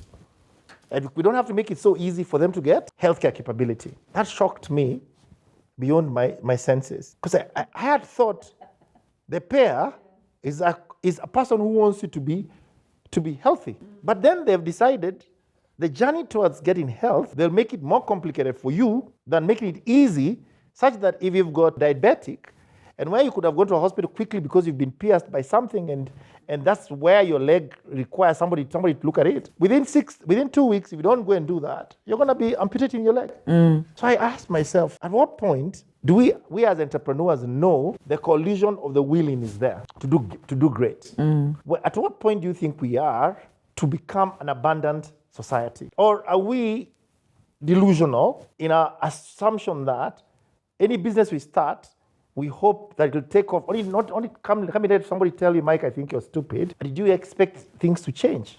And I get so heartbroken when somebody tells me that, because I think I'm 50 now. At what point will the country become an abundant society? I think it's a very difficult question. I think what it takes, I don't know when, but what it takes is, and all the examples that we've talked about here, is I think tension between transactional short-term thinking and value chain long-term thinking. Right? If I were a short-term thinker, I would say I'm going to squeeze the farmer as much as possible to get the lowest price and the highest margin. Exactly. Right? That is the short-term transactional thing. Same like health insurance. I can give you an example. My insurance, I put it with the insurance broker that actually helps me at the moment when I need a claim and make sure that it goes smooth. And that might not be in the interest in the short term, but they understand that in the longer term, I'm going to bring that. For me, I now don't even go anywhere else for a quotation because I'm so happy that I know that if I have a problem with my car, that within 3 days, my claim is approved and I can go, right? So I don't even go to another broker anymore. So That's the example. In the short term, creating friction and saying I need in the short term to shortchange you because that's how I make money creates a transactional relationship where I'm going to be also my relationship with you is going to be very transactional. While if you take a long-term value chain look and say I'm going to facilitate you because I know that if I facilitate you that our business is going to grow together. I think that is what it takes. It takes a view beyond the day-to-day transaction. I'll give you another example. We say at Bio, I always say to my people, I don't want your time. And they look at me. I said, I don't want you to clock in at 8 and leave at 5 and give me your time. I want your heart and your mind, right? Because if I have your heart and your mind, we have 350 people that are going to be problem solving, that are going to improve every day, rather than me sitting. I always say to my people, I have one brain, one mouth, 2 ears, and 12 hours in a day. That's very limited. But if we have 350 people with a brain, 2 eyes, a mouth, and ears, we have 350 problem solvers. But the flip side of that is, then I ask myself the question, what's the minimum wage in Nairobi for manufacturing? 23,000 shillings. Now, if I ask you, for 23,000 shillings in Nairobi, can you have a house? Can you feed your family? Can you send your children to school? And can you have money for a rainy day? Is it possible? No. It's not possible. Go to Kangemi, even one bedroom house will cost you 6,000 shillings, isn't it? So then I said to myself, how can we ask our people to come with their hearts and minds and we pay them a salary that they cannot even make it to the end of the month? How does that work? It can't work. I can't, because they will just bring their time and be thinking, They'll steal from you. I need to steal something, or I need to moonlight, or I need to hustle, blah, blah, blah. Yeah. So then we said, there's an international organization that looks at livable wage. And they said the livable wage in Nairobi is 33,000 shillings. So we, at Bio, you will not find anybody below 33,000 shillings. That's getting out of the transaction. I want to pay you as little salary and get your hours. And it goes to, I'm going to pay you more, but then I want your heart and mind. And let me tell you, when we did that as a business, 1 year we went to livable wage, we invested more in pension, we upped the healthcare, our profitability went up by a factor 9. Because of engagement. Same year that we spent more money on our people than ever before, our profitability went up by a factor 9. Yeah. Why? People came with their heart and their mind. Fully engaged. But you need to have courage. It's integrity. Integrity is doing what is right or what's convenient. It takes courage to do what in the short term might feel a bit scary because you believe that the bigger picture is better than what you have today. And I think if you ask me what it takes for a nation to become an abundant nation is leadership that can supersede the short-term transactional thinking and thinking, what can I get off the table today? And say, what if I don't take that off the table today, but I get out of the transactional and get into the bigger? That's what it takes, I think. Does that resonate? Yeah, it does. It does. You know, it brings me to the question about distributed prosperity.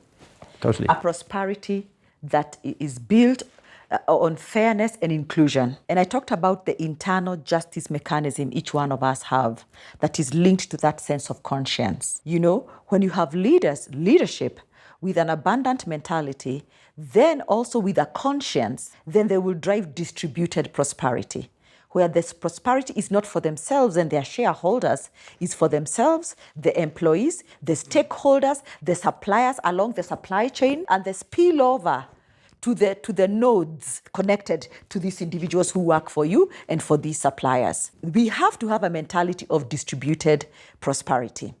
We have to have a mentality of conscious capitalism. Because when you have extractive capitalism, extractive business, your work is to be extractive, then you want to squeeze every other partner. It is not a win-win. We are not winning together. One person is winning, another one is losing. Na tunajua, mujinga akirevuka, mwerevu yu mashakani. You know, they say, when the fool becomes smarter, the guy who was smart and conning this guy because a fool, then he's in danger. He's threatened now. But when you have this thinking that we have to have distributed prosperity, that's also what causes me to challenge organizations when they want to take on ESG. You know, the STOP bottom line, and of course, expanded now to ESG, has ESG. I asked them, is ESG for the sake of compliance, that you want to tick a box, therefore you just want to comply and therefore manage a risk of penalties and all that?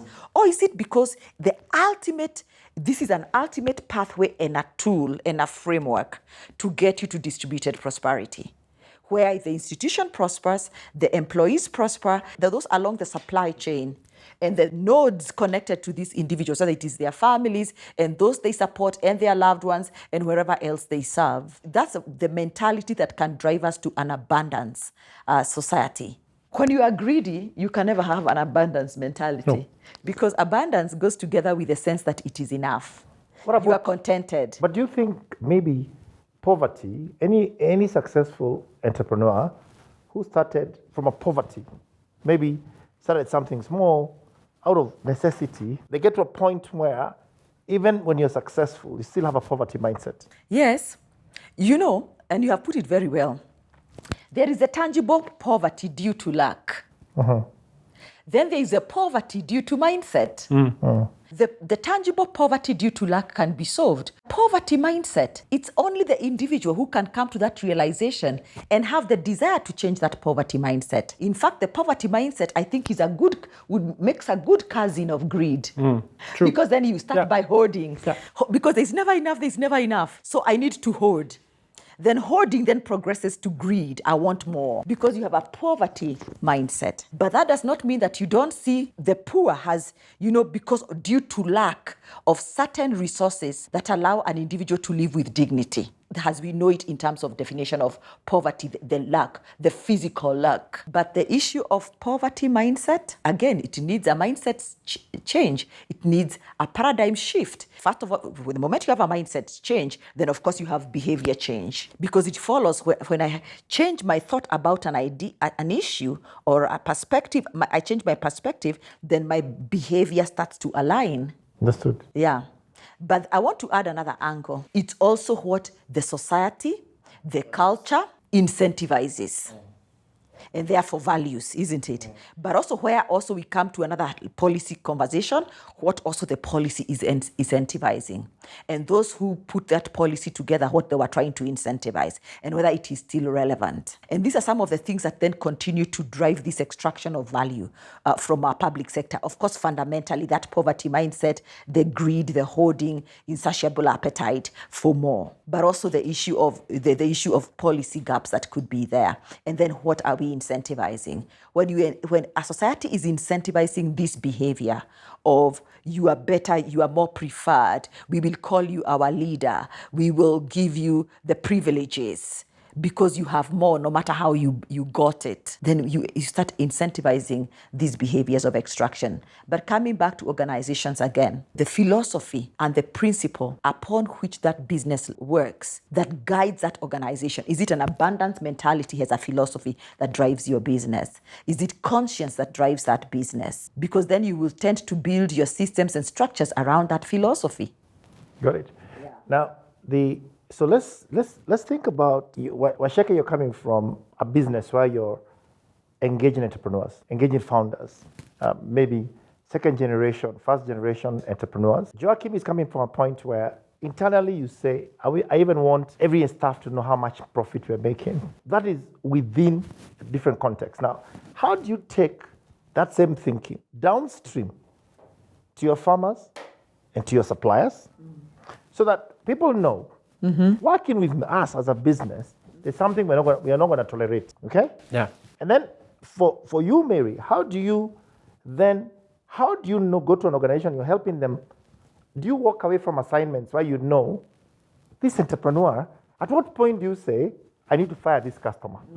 This customer has gotten to a point, they are not ready. You just have to fire them, because the more you stay with them, the more even your soul is going to get corroded.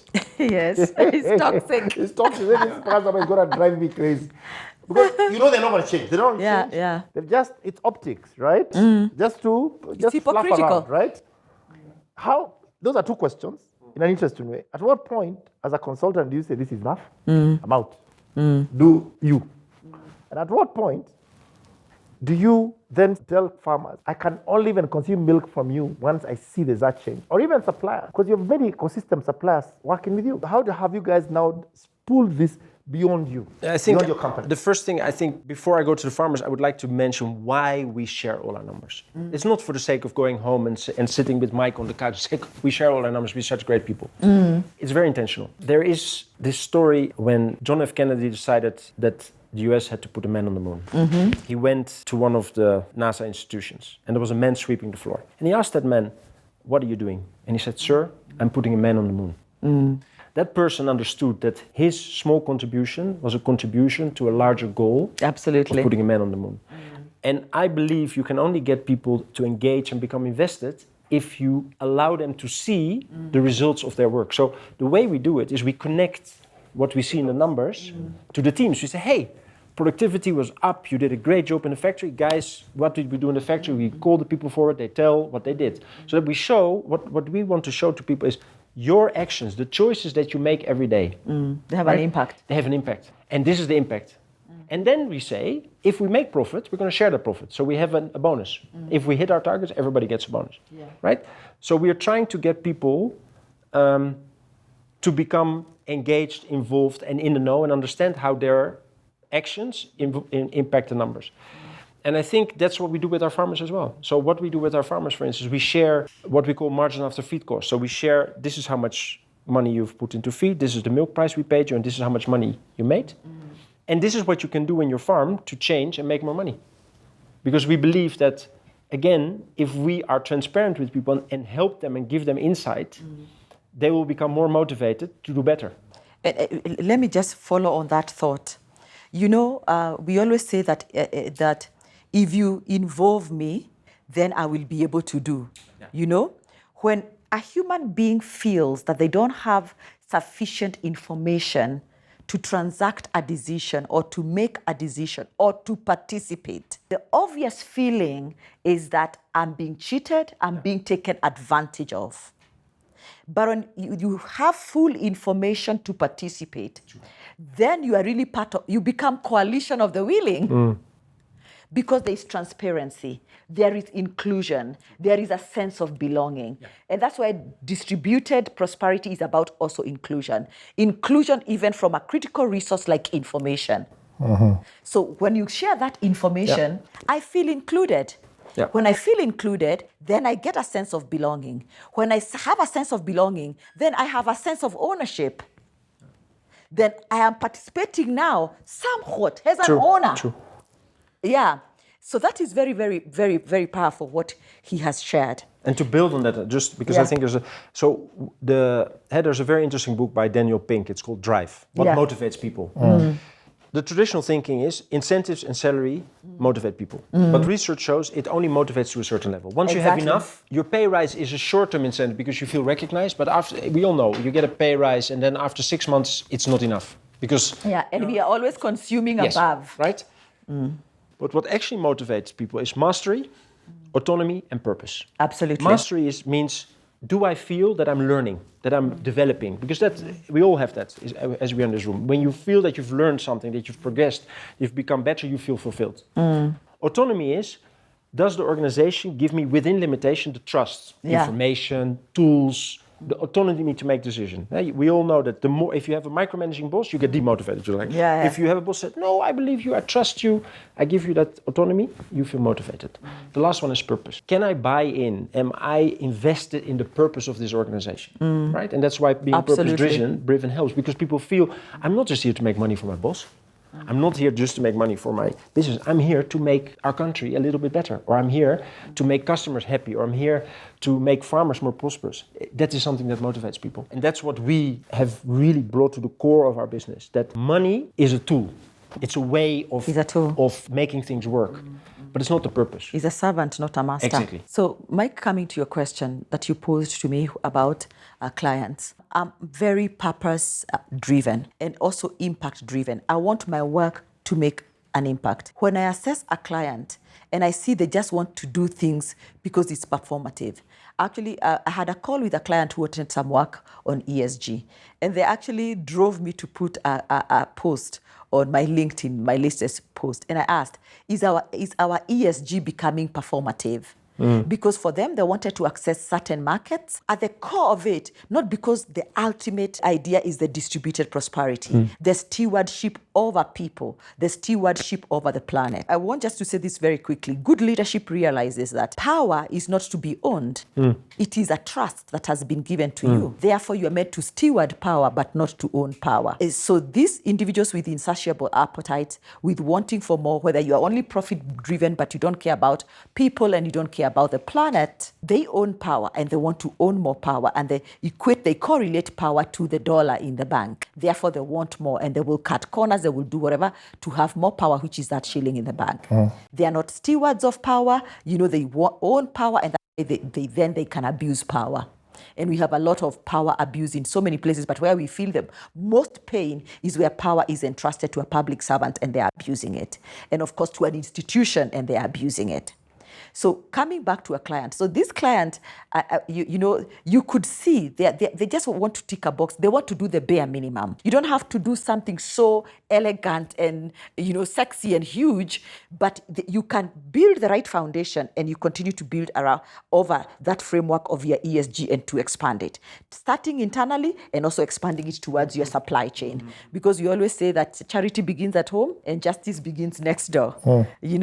And you want the entire ecosystem to be ESG conscious, and people and planet also conscious. That's that kind of a client. You realize, first of all, they will make you go against your values, and I don't want to have a value dissonance. When you feel you're doing something, but your values and your conscience is accusing you, you have a value dissonance. A value dissonance in the end leads you to just fatigue, frustration, anger, even burnout. Emotional burnout, because you're having a value dissonance. Then you realize you'll be recommending the right approaches and tools and all that, but because they want the bare minimum, because they want to be performative. Again, you will have even a challenge of contracting, you'll have challenge of execution, there will be no impact. Then of course, where there is no impact, then they also spoil your brand. They'll say, Waceke did ESG with some individuals here, but we don't see the impact. They just tick the box. They have the certificate on the wall, but this is what they are doing to their stakeholders, their employees, the planet, in terms of even managing waste or resources, or they are extractive. They're extractive on their people, extractive on their suppliers, extractive on the environment. So in the end, you don't want that. And again, I tied to Joachim, the issue of having long-term. First of all, long-term, doing the long game, as we call it, instead of just the short game. Yes, there's a place for the short game, as long as you're not compromising the value system. There's a place for it, because sometimes you need what we call the low-hanging fruits. And the short game can serve you well there to really get the low-hanging fruit. But the ultimate is the long game, because that's what also brings sustainability, what brings impact. And as the topic is saying, that's how you build to last. That's how you build to scale. And being value, having conscience, having values and purpose-driven, that is also one of the ways to minimize your burnout and frustration. And in the end, even the emotional load is less. Actually, why I refuse to work with those kind of customers, I don't want the emotional effort and the emotional load this kind of a client is going to bring upon me. So I was thinking about this. You say it now, and I was thinking about it. Like what you said about power. And we spoke about power and greed. When you see certain people that usurp power and that love their power and that are greedy, and we look at how they live, and the first thing you say, hey, they have it all figured out.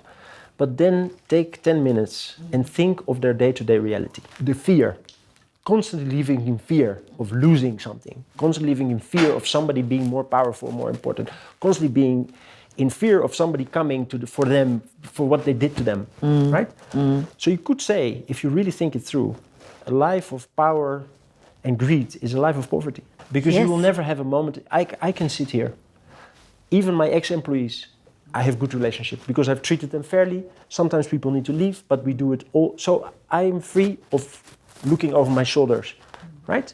The constant looking for more power and more money, greed, is ultimately the life of poverty. And I think that is, if you really want to make changes, that is what people need to be able to see. That a life of content, of being content, and seeing that sometimes enough is enough, right? You can sometimes wonder, how much money do you need to live, right? There's a certain point that it's enough. Having a life where you can say, this is enough for me, right? And you can to the point, when is that time that you can start caring about society? That's the time when you say, what is enough for me? And now I can think of wider things. But a life of looking for power and being greedy is actually a life of poverty. So in one way, I think we've gone through the cycle that I talked about. So we've discussed strategy, where you start a business, you start scaling it, then you realize strategically it's important for you to look at the PPP, to look at collision of the willing, to look at strategic ESG, not for the sake of doing.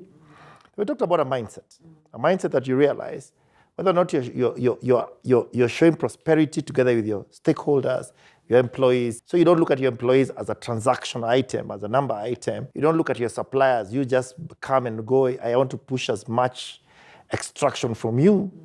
Then we talked about societal, where you also look at it and say, okay, from a society point of view, what do we need to be known for? I don't want to be known that guy who's built that company is just a wealthy guy, but around him, there's so much poverty. Yeah. Because that's also some people, they're happy so long as I'm rich, so long as I'm driving a nice Cadillac or whatever they care about, or big house, but across them, around them, there's a lot of poverty, which doesn't make any sense, okay?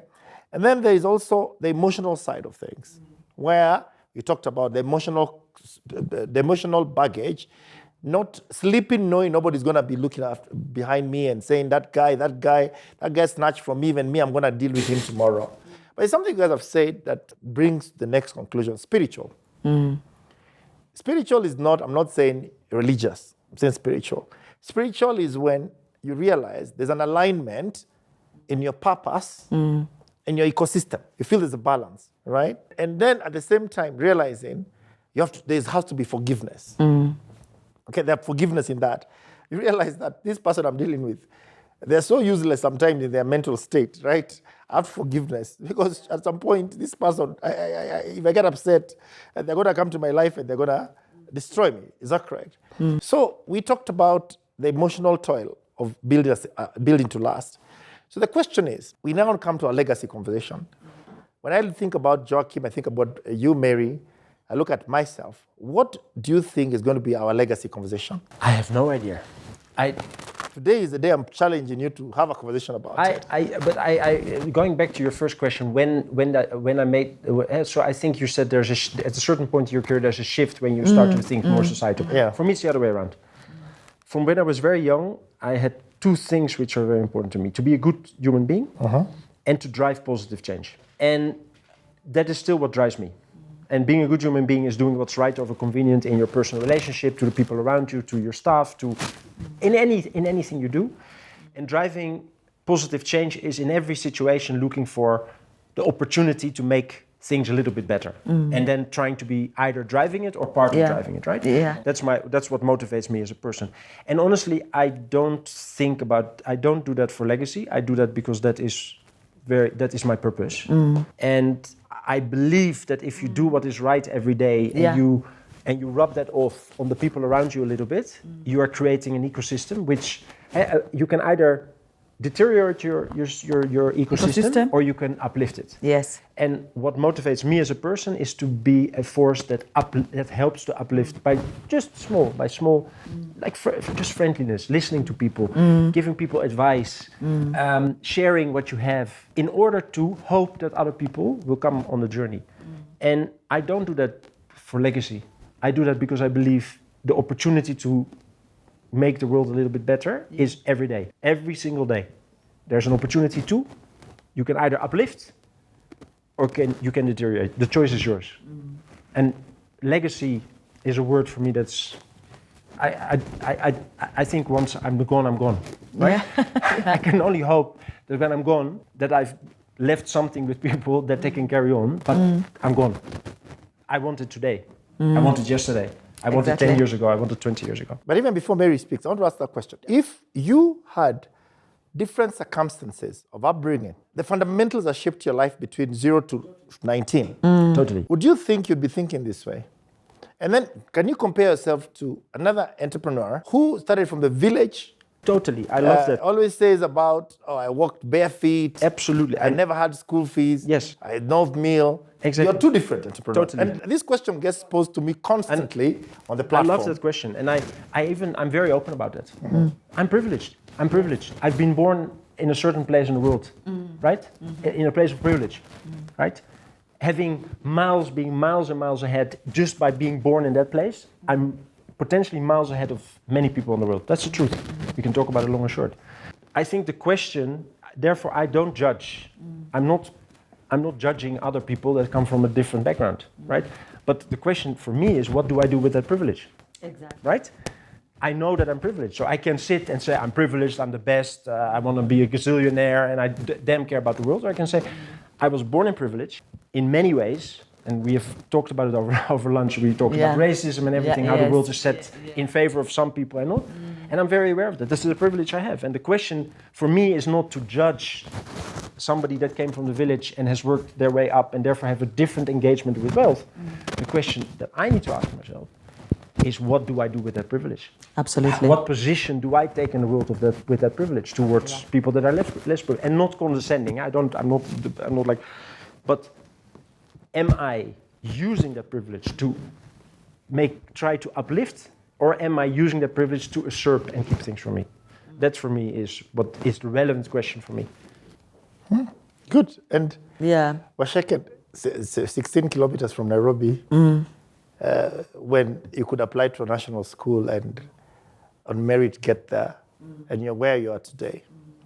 Over lunchtime, you mentioned to me that you coach, not teenagers, or say younger adults between 19 or is it between 19 to 25, 18 to 25, yeah. Tell me, maybe the question again to you was still, apart from that conversation, what do you see, what do you define your legacy as? Yeah, let's look at the question of legacy, first of all. Of course, legacy is correlated with what you leave behind when you die. But I look at legacy also very closely to what Joachim has said. Legacy is not what you leave behind only, in terms of leaving, as in you left, but how you leave it today, in the moment. That is a legacy. Because the moment is an experience. You know, life is made of experiences. What you remember out of, you know, you live for 80 years, 70 years. Let's take even the definition of life. You know, people talk about the 70 years in the Bible. You know, a man is given 70 years extra is a bonus. Take the 70 years, multiply them by 365 days. In a year, multiply them with 24 hours in a day, then multiply with 60 minutes and 60 seconds, all that. You know, a moment can be 1 minute or 2 minutes. Those experiences are the ones, when you're told to define your life, you pick 1 or 2 experiences, or 3 or 4, even if it is 10. You have compressed trillions of seconds, or if I may say, or gazillions of seconds, you know, of your entire life into a few moments and described your moment as such. Because those moments and those experiences are the ones that matter. And for me, those are the moments and the experiences when you live with conscience, when you live with integrity, when you show up with authenticity, when you show up with empathy. That to me is legacy. You know, and you get to be every day experiencing legacy with others as you act and as they act, as we create the sense of community, as we are mutually supportive, as we are mutually engaging, as we are mutually collaborating. That is legacy.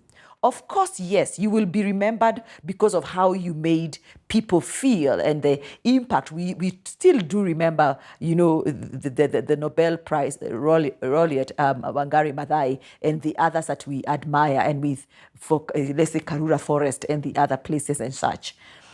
But if you live with a conscience, or what I call living legacy, the living of L-I-V-I, you know, N-G.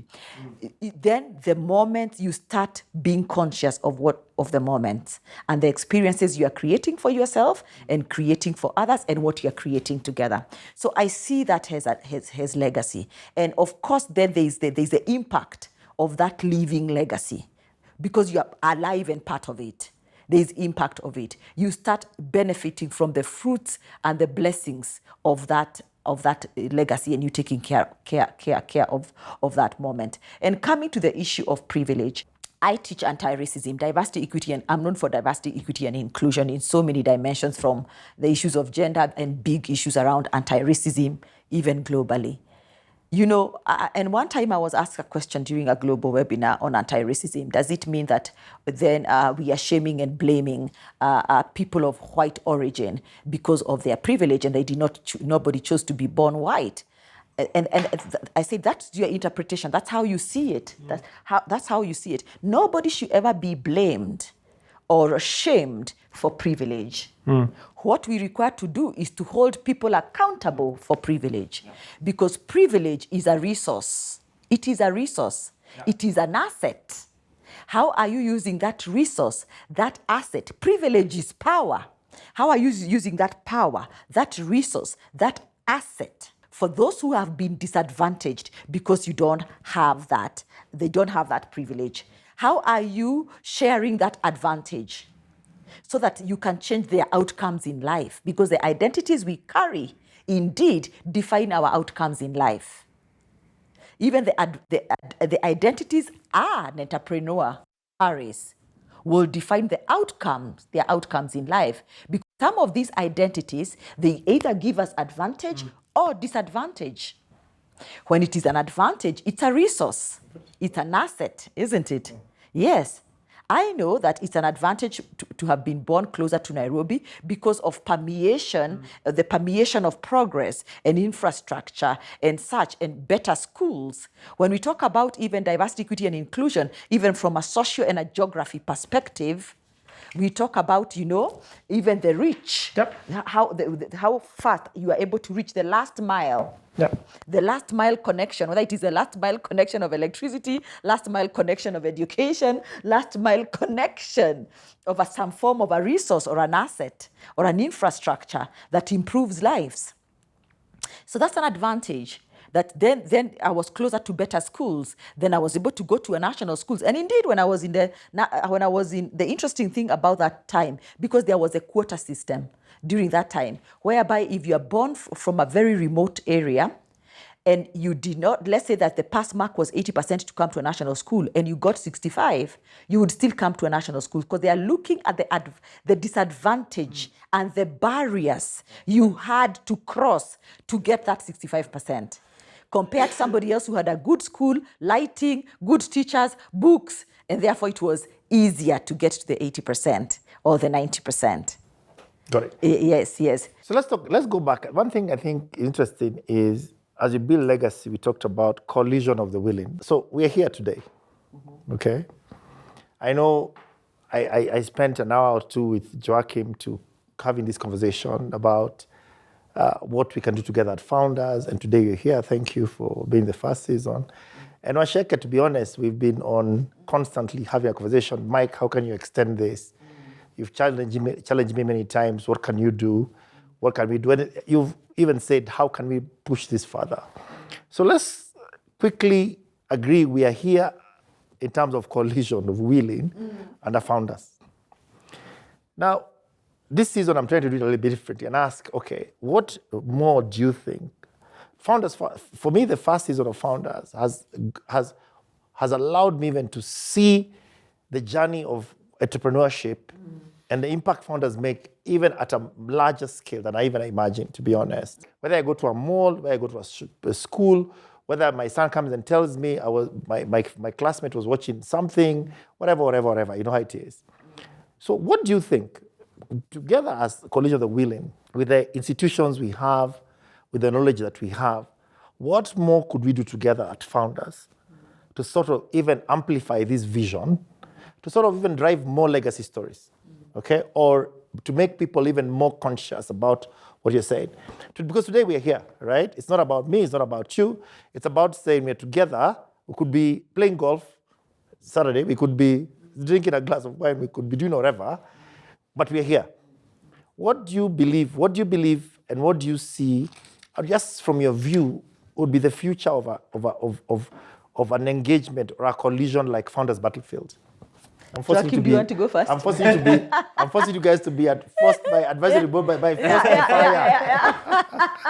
fire. Yeah, I think I like this conversation, first of all. And I think the way this conversation is going, it shows that the important topics are not the topics which are close to the surface. They're topics which are hidden, which take some time to peel the onion and to get to the essence.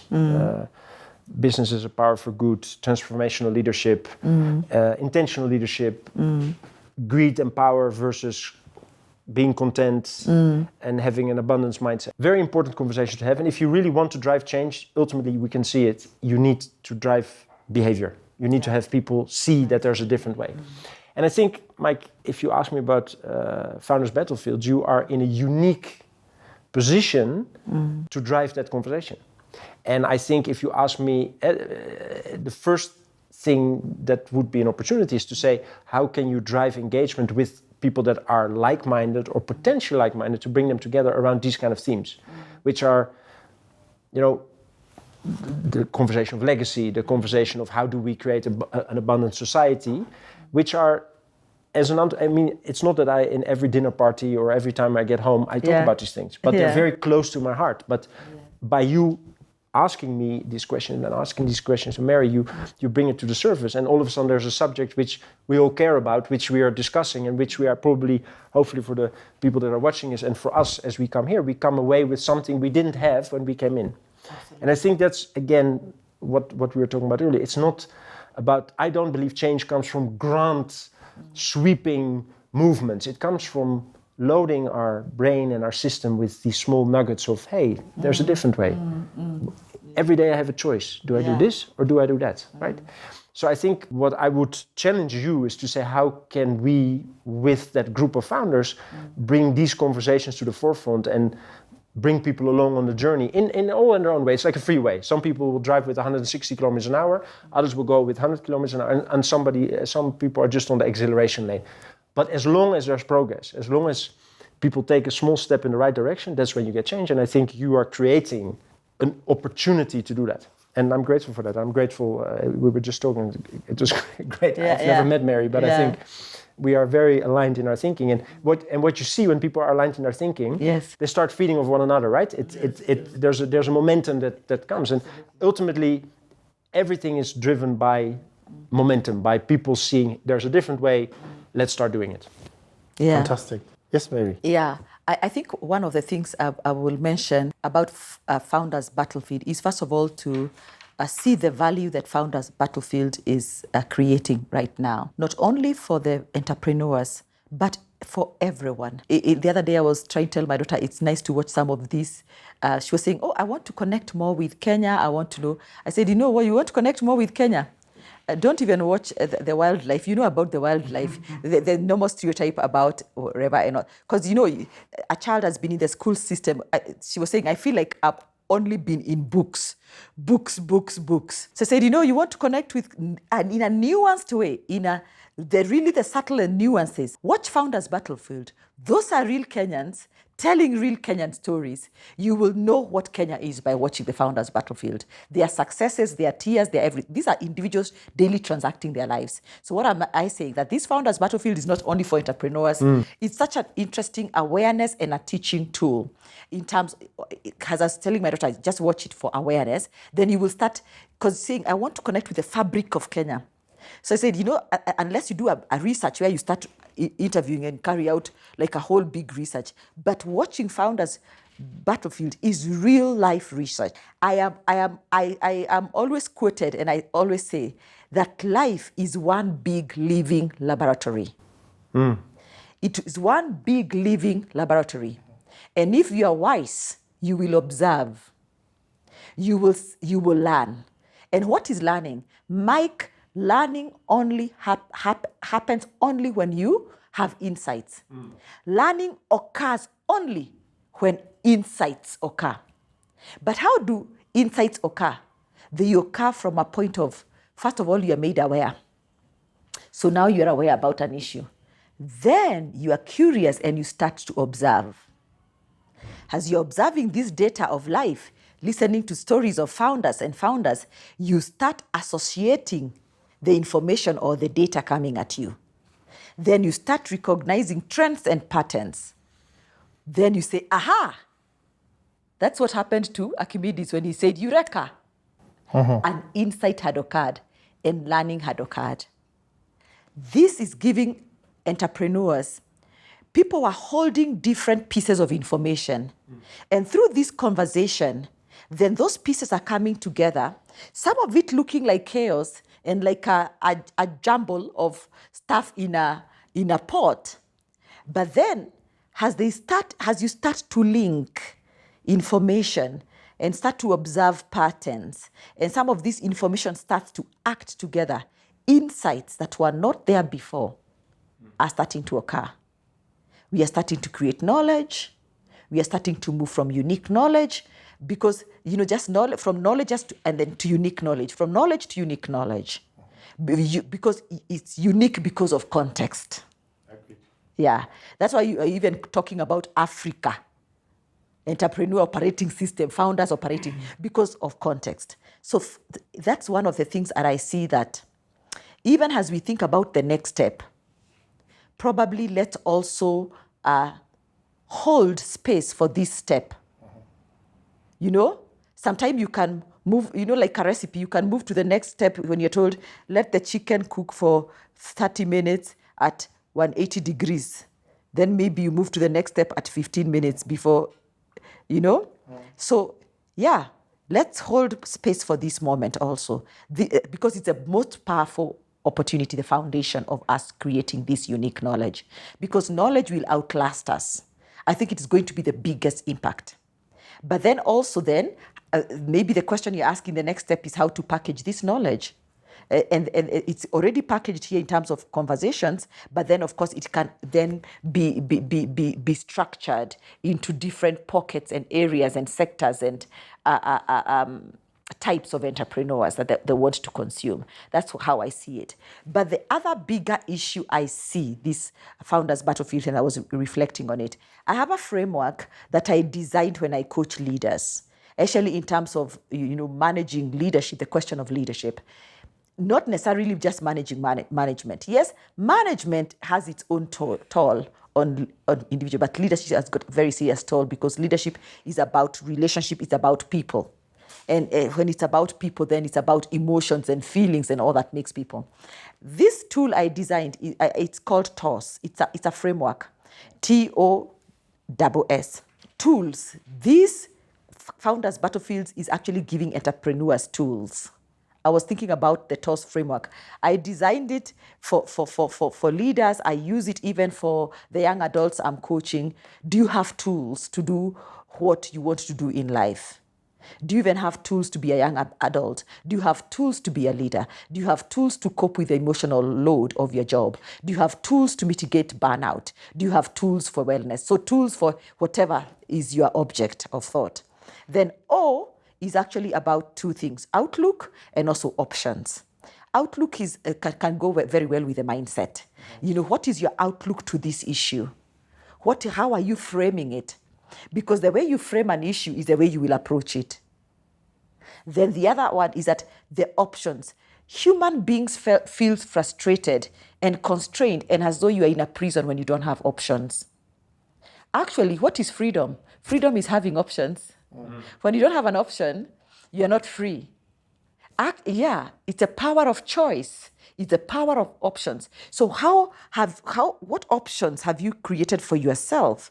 So that when one option fails, you don't feel like your life is over. It's the ability to be agile and to pivot and all that. Then S is what I talk about, skills. Do you have the skills to do the job you're doing? Do you have the skills to be a leader? Do you have the skills for adulting? Young people tell me adulting is so hard and they are frustrated. I'd rather sleep in bed or just get lost in my gadget. So I ask, do you have skills for adulting? Do you have skills for leadership? Do you have skills for do you have skills to be an entrepreneur? Do you have skills to lead people, to align systems, to unleash talents? Do you have skills to create a high-performing culture? So skills. The next one is a very important S. It's support systems. We all need to build support systems. Entrepreneurs need support systems. This Founders Battlefield is like a support systems. Imagine how many entrepreneurs have discovered that it is not only they themselves had the story of such pain, frustration, anger, or going through a frustration with a certain system. Somebody else is also going through the same. And maybe one of them succeeded in unlocking it. So do you have support systems? those support systems at the level of, even emotional support, psychological support, spiritual support, the intentionality of building support systems. Yeah. And I see that this Founders Battlefield is actually providing dimensions of, that toss, tools to entrepreneurs, changing our outlooks and thoughts, challenging our biases and stereotypes of what we thought entrepreneurship was.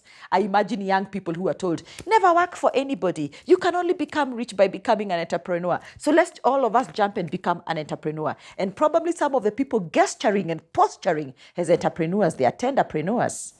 And this young person tries to be an entrepreneur, but they're not getting the results and the flair and the material manifestation of the entrepreneur. And you find so many young people who are crushed, because what they were promised is not materializing. But this individual is not saying, what I told is not exactly what I'm doing. Yeah. The outlook. And of course, the option, the power of choice, and options, the fact that it is good. Our minds work. You actually reduce your emotional load when you have options. Imagine when you have no option, you are stressed, isn't it? One way of actually reducing this emotional load is just to have options. Then skills. Then support systems. That is the TOS framework. You can quote it, you can use it as long as you, of course, give credit to Dr. Mary Waceke Dhongo. The abundance mentality gives credit. We are not credit stealers.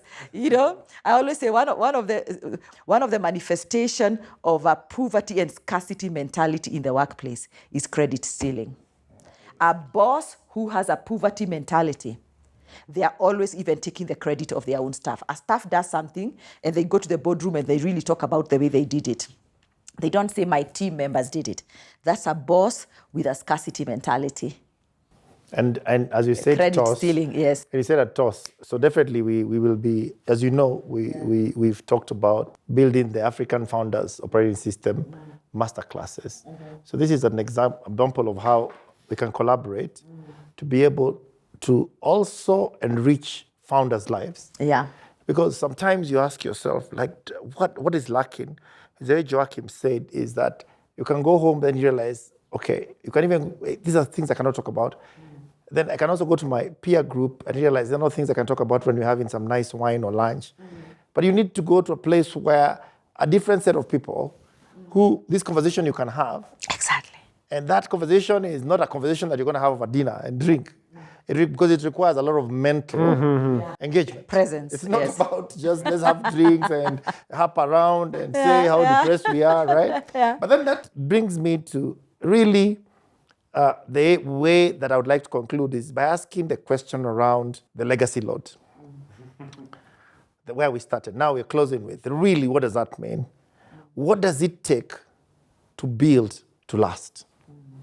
What emotional cost do you have to undergo, whichever way you want to look at it, to build a company that you know will last? I know it's not easy, because there are times you have to walk away. There are times you have to give away. There are times you've got to lose a battle to win the war, right? So what does it take? And what has it taken for you? I think I'll conclude, but I would really like to understand how you guys have maneuvered this over the years. And especially around a scarcity ecosystem, right? Also. Sometimes we're still highly corrupt as a society. In a way, whichever way you want to look at it, we are quite where we are, right? When you open the newspaper, all you see is a lot of political conversations. There isn't a lot of positivity, right? So around it, there's a lot of negativity. And you're meant to wake up every morning and be the person who champions that strength for your business and for our community. So I'm curious how you guys do it. It resonates a lot, that question. I think there's a layering. I think, first of all, entrepreneurship is obviously, as an entrepreneur, you are the owner of your success and your failure, which is, you can't blame anybody. If you're honest with yourself, because the decisions you make are your decisions. So if in my company, in our company, something goes wrong, I always take responsibility. I said, this has happened under my guidance. I can point a finger that this person did that, but I'm ultimately the one. So that is something you need to thrive in. I think the second thing is, if you're starting, entrepreneurship is existential, right? Because the paycheck doesn't come automatically, right? You made that example. You're at a point where you want to send your children to school, or you pay your staff. What do you do, right? So I've experienced 15 years. The first 15 years, it was, when your plane is, but it's not at cruising altitude yet. So every day you go home, you think, okay, everybody's around you is telling you, great. But you think, well, anything can happen. I mean, I know. the plane is flying, but I can't really say it has reached cruising altitudes. And you don't know if you and I think that is an emotional. That is definitely something you carry with you, and which is heavy, because, and the bigger you become, you're carrying that load for the staff you have as well, right? Because they're with you on that plane. But then I think when we talk about legacy, or if I would like to use the interpretation that Mary gave, like doing the right thing, let's not call it legacy, let's call it running a business with consciousness and integrity, meaning doing what is right or what's convenient. It means that you have to make choices which go against the current, right? Because you said it, Mike, we live in a corrupt society. So the easiest thing to do is to go with the current, right? Let the system float with the system and see what you can grab while you're floating with it, right? With it, yes. But if you make a different choice, it means that every single day you need to wake up with the resolve to say, no, I'm going to do what's right over what's convenient. And that sometimes are small choices, and sometimes they're big choices, right? And that is and we all know decision fatigue. Decision fatigue is making many decisions. Judges make different decisions in the afternoon and in the morning because they're tired. Your brain has been making decisions. So I think what is, for me personally, very important is to be able to do that is to be healthy, to sleep enough, to be disciplined, to always be fresh and make sure that the current is always pulling. The current is always telling you, and the whole system is saying, why don't you do, it's much easier. If things are going up much, if you just do like this, like what you said. Today, I have milk shortage. We have milk shortage at Bio. So we cannot fulfill full demand. We'll probably lose 20 to 30 million of sales this month. The current tells you, just compromise a bit on the quality standard, mix it up a little bit, nobody will notice, right? Add some powder, do like this, do like that, right? The current tells you, move with me, it's easier, right? In the moment you can think, okay, might be a good choice, but you always need to have that clarity of mind to look and to play the long game and say, no, but that's not what we're about. That trust is something you build over years and you lose it in one decision. So I think that the emotional burden and the strength, the reverse of the strength that you need to have and to find and to maintain and to hold and to have every day is the courage to make the difficult decision, to make the right decision, the right choice every single time you're at that juncture. And that juncture is in the small things and in the big things. And I think that is what, for me, makes life so exciting, because it is also a way of contrarian thinking, right? It's basically saying, current, you do what you want. I'm going to be doing this. And I ultimately believe that in the longer term is going to create more value for my customers, for our farmers, for our people. And that's what's exciting. That's what fulfills me. Every day when I come home and I ask myself, have we as a business been able to make these right decisions? And have we been able to swim against the current? That is what fulfills me. Very good, amazing. I really, it's such an amazing close on your end. And I'm really looking forward to spend some time with you guys at your farm, which is going to be part of the program, and we're going to show it. Because I would like my other entrepreneurs in the ecosystem, young or old, to be able to get that passion and see what it means in real action. So you have a challenge that our camera crew together we will go and see we'll be able to see that passion in your business. So I hope the producer knows the challenge ahead is really to show the audience what you've just said. I really thanks a lot for coming, and this is a great close on from our point of view. And Dr. Waceke, I think this would be interesting from you. This being your area of speciality, how you bring this, giving us more conceptually, apart from your own thoughts, conceptually helping frame this conversation for our audiences to leave them with some sort of thought process that is both academically and real life sort of manual to sorts for the people to think, what I really need to question that part of me, right? So over to you. I think, Mike, first of all, what does it take to build to last? Of course, we can argue what last means. Is it 2 minutes? Like the way you're told, this candle can last for 2 hours. When this phone can last, how battery charge can. In entrepreneur, to build to last, is it maybe building a business that will take you all the way to the time that you can sell and exit? Or is it, if your intention is that, or is it when you pass on from life, you can hand it over? Or you can bring yourself to a juncture of mergers and acquisition? Or even, maybe it can die a natural death and you say, it was meant to last for that long. But that is one question, and we can debate it, and it can also go to, I'm just leaving a question that will also, there are questions that lead to insight and that open a conversation. I want to leave it there. What does it mean to build to last? Then to come to the issue of people become entrepreneurs either by intention or by accident. You by intention or by accident. Or others by being opportunistic. You did not intend to be but you saw an opportunity, or it was so easy, barriers to entry were so low, or somebody called you, or you, whichever pathway you used. So either by intention, by accident, or being opportunistic, So you become an entrepreneur. What does it take to build to last? I think I want to glean from the conversations we've had today. I know this question is wide and broad, and it can also be complex when you start adding other layers of context. But I want us to narrow it to the conversation we've had today. Number one, I think it takes a philosophy. What is your business built upon? What is the philosophy upon which your business is built? We have heard from Biofood the philosophy they have built their business upon, the business of disclosure. That's a philosophy that has enabled them to drive even employee engagement, sense of belonging, inclusion, and ownership. That, they have built their business on a philosophy of collaboration.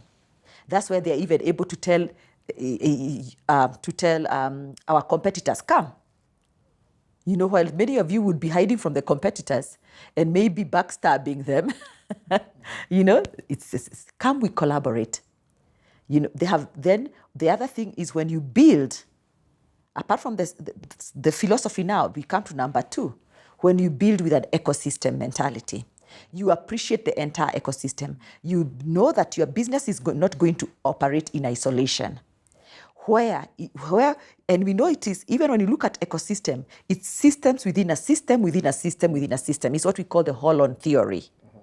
And even to study a system, you need to isolate that system from a subsystem, to isolate it to be able to study it, and so that you can even get solutions for it. So number one, philosophy. Number two, build with ecosystem in mind.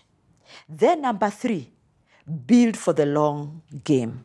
Because the word last is positively related, or it infers or stimulates and tends to take the mind towards a distance, not a short distance, a long distance. It brings the issue of longevity, the issue of a journey. So when you say, I'm in this for the long haul, even psychologically and mentally in every dimension, you prepare for the long journey. Si kusema naenda tu hapa nakuja. I'm just briefly, it is for the long haul. That is, to build to last, then you have to have the mentality for the long haul. And I think then, because truly, truly nobody can predict, I cannot even predict the next moment or the next day, or then also to build to last, you must build the business for your own personal, you must be agile, have an agile mind, but also build the business for agility. We are always operating within an environment that is volatile sometimes. If it is not volatile, for sure it is uncertain, because nobody has got certainty about life. Only maybe God has that privilege. our life has become more complex, business has become more complex. It has been ambiguity. So for you to deal with volatility, uncertainty, complexity, and ambiguity, then indeed you must build for agility. When you look at the philosophy, and within the philosophy you can put even purpose and values and mission there. The big why, the purpose, the value, and philosophy, you can put it there. Just throw those things within that kind of a framework. Then, of course, look at all these other dimensions we have just talked about, from building for agility, building for the long haul, for the journey and all that. So I think that is what truly then building to last, from my perspective, would be. All these other things can be subsumed within that. And this is, again, within the confines of the conversation we've had today. I'm just extracting those insights today. Then, of course, when you look at that, sticking with your philosophy and your values and your purpose and being purpose-driven and being mission-driven, you will live in a world where that purpose, those values will be challenged. What will you do when they are challenged? Sometimes you will even suffer from value dissonance.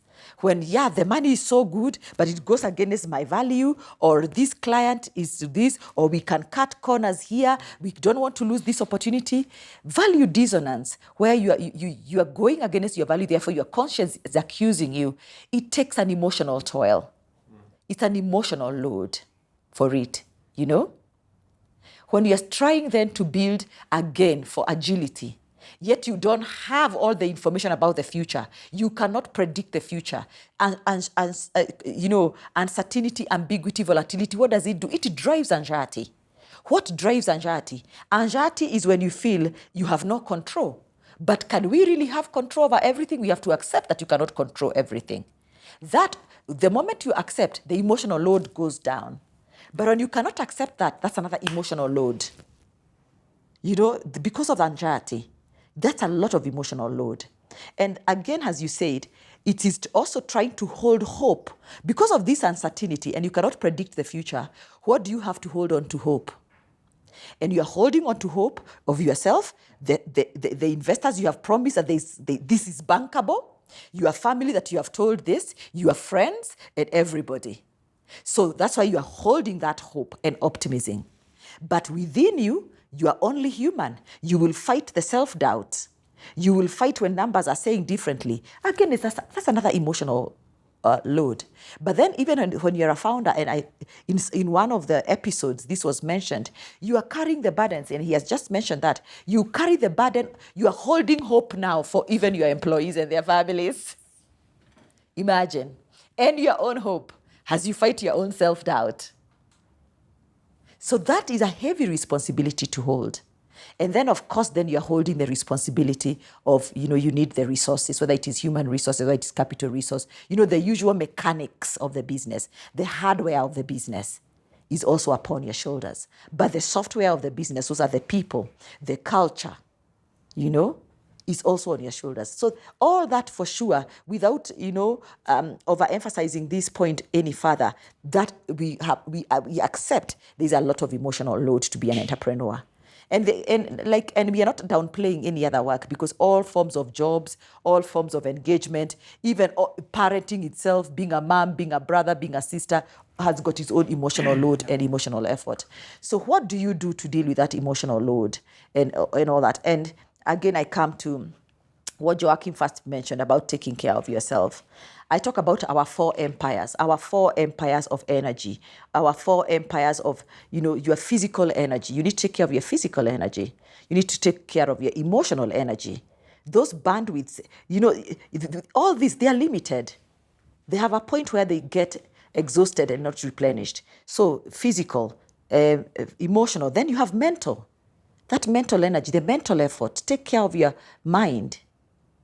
And then the spiritual. The 4 empires. The physical, the emotional, the mental, and the spiritual.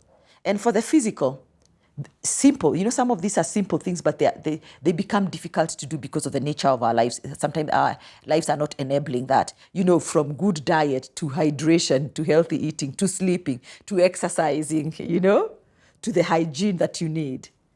Rest is a powerful, sleep is very powerful in terms of allowing our brains to clean themselves and to rest. And there's a lot of psychology and neuroscience research on this. The other day I was doing a webinar on leadership, mindfulness to de-escalate burnout and to mitigate mental health issues. And this was for senior leaders asking, what are you doing? What institutional mechanisms are you building for the employees? But now even at your own part, what are you doing for yourself? So then in terms of emotion, you mentioned it, things like forgiveness. Don't carry bitterness. Declutter your life emotionally. You don't have to engage emotionally with every stimulation that comes to you. You just see somebody, maybe they are busy, they're on the phone, and then your friend, they didn't wave, oh, they hate me. You didn't have to put an emotion on that, Declutter. And forgive. Someone say that bitterness is the only pill you take, hoping that your enemy will die. It's the only poison you take, hoping your enemy will die. Yeah, bitterness. Even doctors tell us a lot of sickness comes out of bitterness and anger and unresolved issues, even chronic issues, even some forms of diseases that we have are actually because of locked up bitterness and anger and negative emotions. So declutter, clean up your emotion. The same way you have physical hygiene, I always say practice emotional hygiene. And one of the most powerful ways to practice emotional hygiene is forgiveness and gratitude. Gratitude is so powerful. And the other thing I tell senior leaders is how to reframe stress. Stress does not come mainly because of the issue, by the way. It is your perspective and your view and framing of the issue. I can be stressed because my resources are half empty, or because or I can look at it, I can be grateful because my resources are half full. I'm not stressed necessarily because of the issue itself. It's my framing and my view and perspective about the issue. Gratitude causes you to see the other side. It's the same issue, then you say it could have been worse. Or I'm so grateful I have the resources to respond. Or I'm so grateful I know the answer. And there are days I even tell even my own children, be grateful when you don't know the answer, but you are confident you know how to find the answer. You may not know the answer, but the power of knowing that I know how to find the answer because I've been given the power of cognition and problem solving, and level of clarity. So practice emotional hygiene also. Let's come to our mental. Our mental health is very linked, of course, to even the emotional. These all empires are mutually self-reinforcing. So look at your mental health. What are you feeding your mind? Because that's what also we go to your emotions, and then and of course we say our physiology follows our psychology. So what are you feeding your mind? Are you feeding your mind junk food? Are you allowing your mind enough time to rest, and therefore also for the brain to clean itself? When you're asleep, the brain does its own self-cleaning, by the way. Are you hydrating? Are you eating healthy? Are you engaging in the right conversation? But are you also challenging your biases about an issue?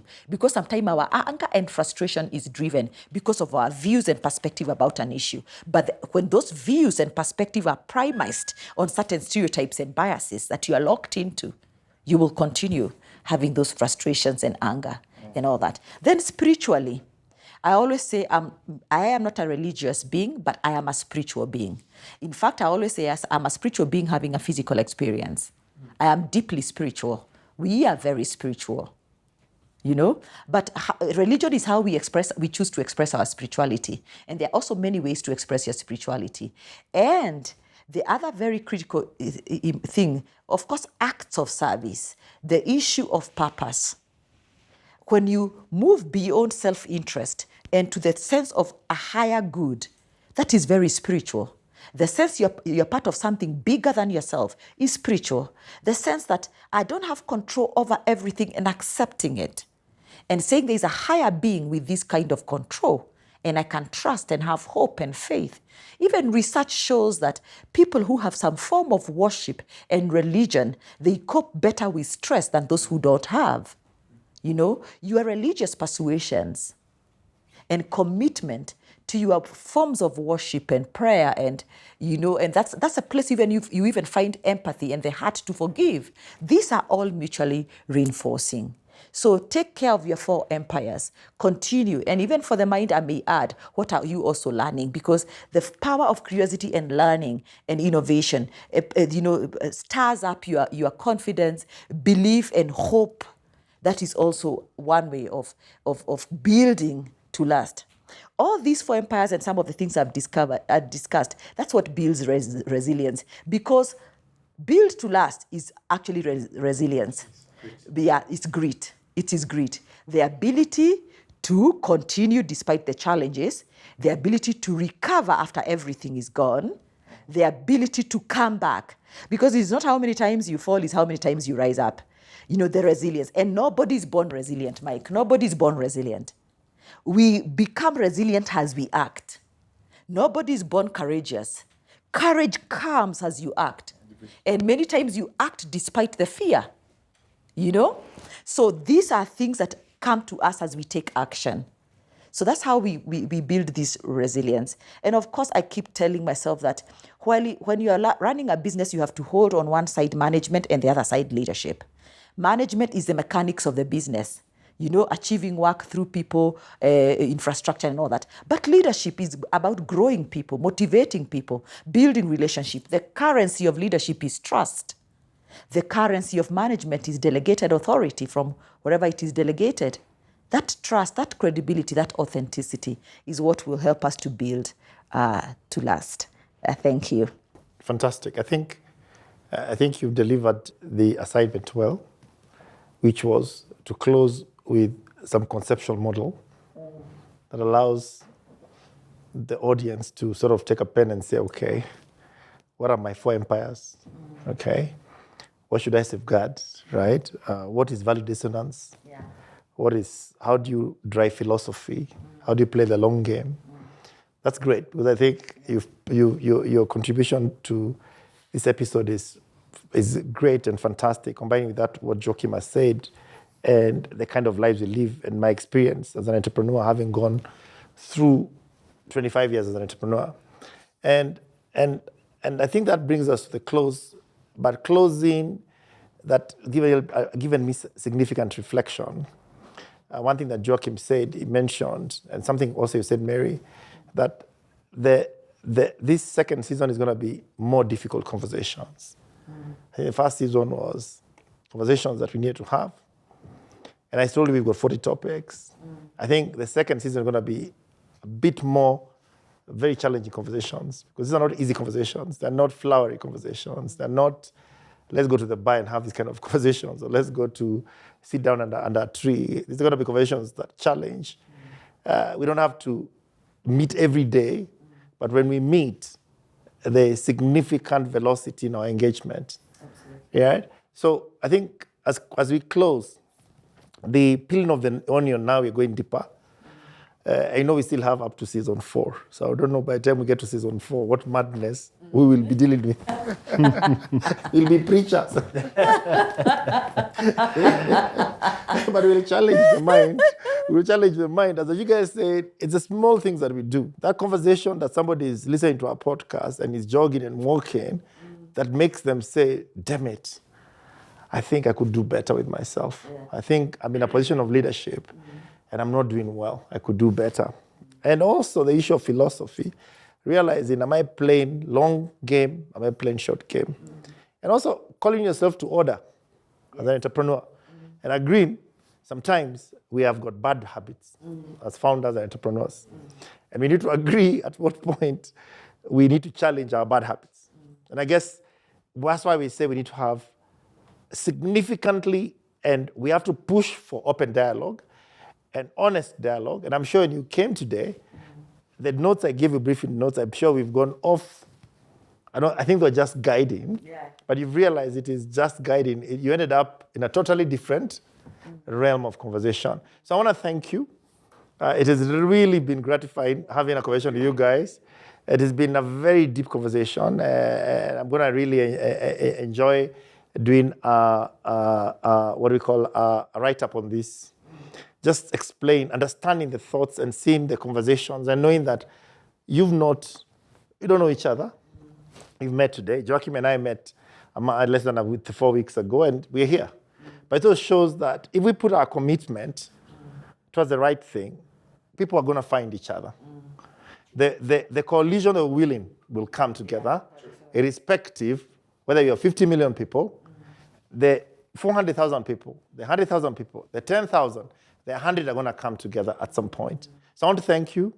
And I want to thank the audience, and I'm sure you're going to enjoy listening to this.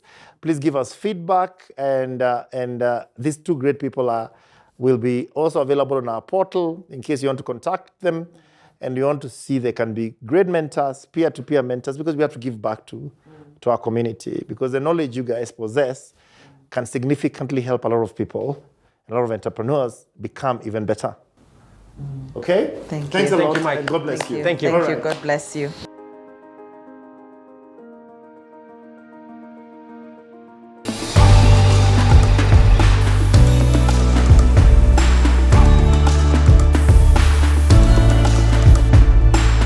Today we are here, Yeah. and I want to commend you for pushing me to even get deeper into Yeah. founders' lives. I mean, we can talk about it a lot, but seeing is believing, right? So today, my hope is that we could see your operations, Yeah. see the whole farm to fork journey, see how products are engineered all the way from how you connect with farmers, all the way to how we consume the products, Yeah. so that we can put value to our conversation. It was a great conversation we had last time on legacy. Yeah. Now it's a matter of thinking, how can people piece it together? So I'm very honored to be here. We're super happy to have you. I think the conversation last week was great. It was deep. It was like peeling an onion. So we went deep, and I'm just happy that you're here, because now I can try to show you what we do every day. And what ultimately we do as Bio, we connect happy and profitable farmers to happy consumers. And I hope today, what you call farm to fork or grass to glass, I hope today we can show you step by step how we do it, and how we're trying to build an ecosystem that basically makes a unique product that people enjoy, that people can trust. Great that you're here. Karibu Bio. Asante sana, and you can see all your products here. Yeah, I think we've set it up in such a way that you can try them all. Yes. So you can also not only see how we make it, but also try them. Your whole ecosystem is built around farmers. Your input of all these products come from farmers. Farmers are founder entrepreneurs. Yes.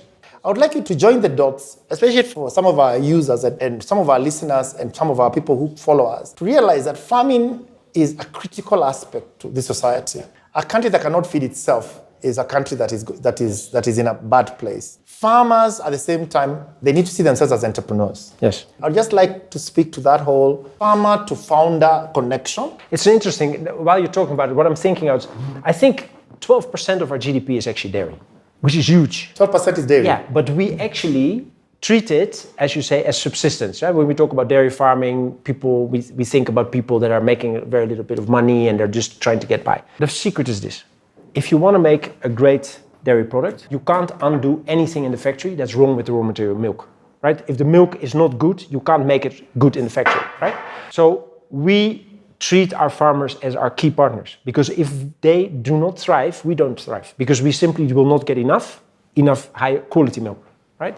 So what we do is we have to completely change the way we deal with farmers. We focus on farmer profitability. We say the first entity in the value chain that needs to make money is farmers. So we pay them a price which is higher to make sure that they can make money, and we pay a quality-based price. That means there's a base price. Got it. And then the better the milk, the higher the fat, the higher the protein, the cleaner it is, the lower the aflatoxin, which is a cancerous poison, the higher the price. What we see, and that's just very encouraging, we see farmers coming out of that subsistence mindset into a entrepreneurial mindset, because they're entrepreneurs. And the moment you give them a carrot and say, look, if you do these investments and you make better milk, you're going to make more profit. I can give you an example. I was in Baringo a couple of weeks back, and I met a young guy, must have been 26, 27. So he took me around, showed me his cows, etc., was happy. And then he took me to this nice house, very nice stone house, etc. So I asked, so you just built this? He said, yeah, I built this. Since I'm supplying to Bio, I'm making more money, and now I can invest in this house. And I said, okay, that's great. And what are you going to do next? He said, well, now I'm going to expand from 7 to 20 cows. And I said, why? He said, because it's a business. It's growing. And I believe that beyond helping farmers to become profitable and create wealth and invest in education for their children, expand their farms, it is also fundamental for this nation. As Kenya, we're importing. We're importing maize, we're importing milk, we're importing sugar. Why? We are a country that, look, we have abundance. We can be a net exporter, but we need to start treating our farmers as entrepreneurs and creating an ecosystem around them that they can make money and that they have the right inputs. And that's what I'm personally, and we as Bio are very passionate about, because we believe that that is a game changer for our country. If we can help, together with our competitors, with the government, to make sure that farmers are profitable and are incentivized to invest in their businesses, we can become a net exporter of food products. And I think that it's a great way for us even to be here, because as many farmers who maybe have never seen themselves as founders, as entrepreneurs, they will now begin to realize they are part of a bigger cogwheel, where you bring input, they bring input, which is business. Then on the value side, you create value that eventually goes to, whether it's catering companies, hotels, or airlines, whatever, all that whole ecosystem work. We want to also encourage SME entrepreneurs and farmers to see themselves as a bigger chain, as part of the whole country ecosystem driver. If farmers see themselves as founders, they behave that my input is what powers Bio, then I guess that we are winning collectively. And that's something you told me at the last shoot is collision of willing. Yeah, the farmer agrees to partake, you agree to partake. Even government, from a policy point of view, collision of the willing. If the processes and the legislative capabilities are then harmonized, we have more prosperity. We welcome our competitors because we believe that systemic problems need systemic solutions, right? So we believe that if we come together and change our mindset and make sure that farmers are seen and see themselves as founder entrepreneurs and are treated like that and are being drawn into that system of how do we create value together, things will change. I'm looking forward to spending a day here with a founder. Me too. And consuming our real products. Yes. Cheers. Cheers. Thank you guys. Good having you, Mike. I'm enjoying myself. I'm going to enjoy myself today.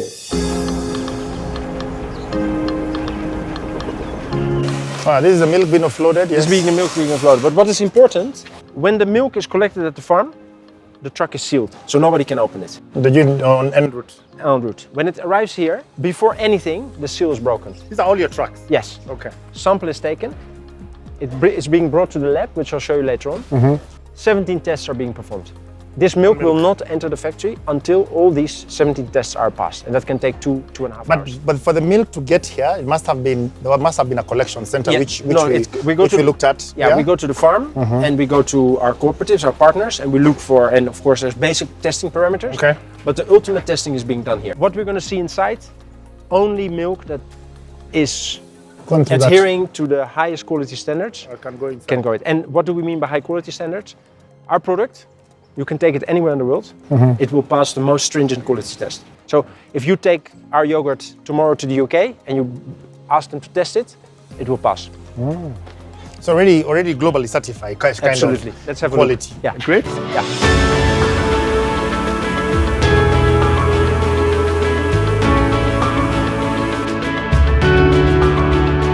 I want you to meet Waceke, our head of make. He's the caretaker of our factory in the quality. Okay. So, Mike Masharia. So, pleasure meeting friend. you, Mike. Nice to meet you. Karibu sana Bio. Starting from here, before we go into production, what you see here are products as retention samples. For every batch you produce, we pick a sample, we keep it here. We normally do what we call RCA, root cause analysis, and we get back to the complainant and telling the complainant this is how the issue was and solving it. So we keep them here until they expire. Got it. Okay? So to build on that, anybody that complains to Bio, what we do is we collect the product, we replace it, no questions asked, because we want people to be happy with our product. These are milk reception. From the trucks, samples are picked, taken to the lab for analysis. Key for us is aflatoxin and inhibitors, because we do a lot of fermentation. So we are very keen on, as Waceke said, aflatoxin, cancerous, highly cancerous, inhibitors, which is pure poison, and of course antibiotics. Because cows get treated with antibiotics, then you should keep the milk separate. No, I got it. But some farmers mix it in, and of course... So you're able to test it? We actually do that here, and if the milk does not pass, like I said, the 17 quality test, it does not enter the factory. And then the milk goes into the cooling tanks. Current capacity here is 80,000 liters that we can hold per day. Where we are is where now we process our fresh milk.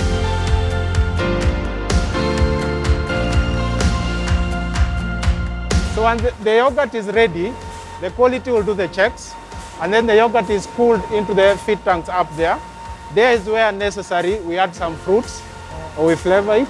And then from there comes for packing, okay? Like this is one of the machine that does, this is the Greek style that they are doing. So they are packing now Greek style. So another thing that Waceke has done and which we're doing. So once a month, we meet with the whole team. And in that meeting, we practice total transparency. So at Bio, everybody knows how much sales we made, how much profit we made, what our margins are, how much milk we collected, everything. Because we want people, we believe if you give people information, right? And they'll value. They will, and that's why you see this daily OEE tracker, overall equipment efficiency. So the team knows exactly how their efficiency is, how well they're running, so that they can own it.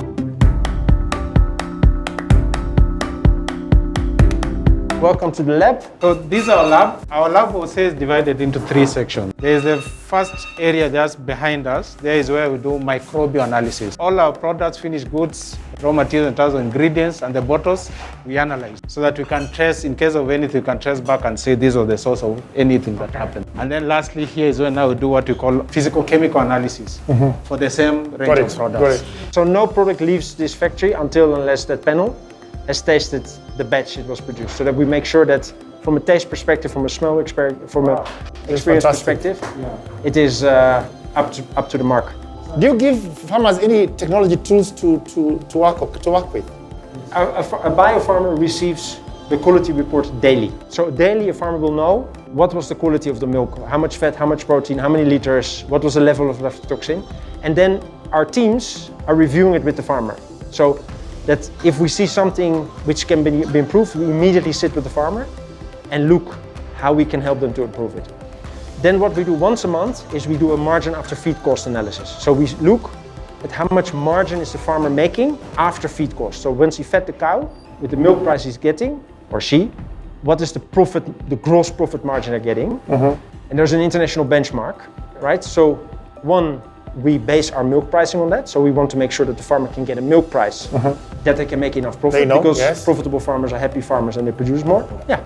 So it's an ecosystem of many founders that have come together and supporting another founder. I love that. So it's a whole value chain. And this is the big, and I love that you say this. What we do in Kenya, we treat our farmers as farmers, and it's a bit like, we don't treat them like enterprises. but they're entrepreneurs.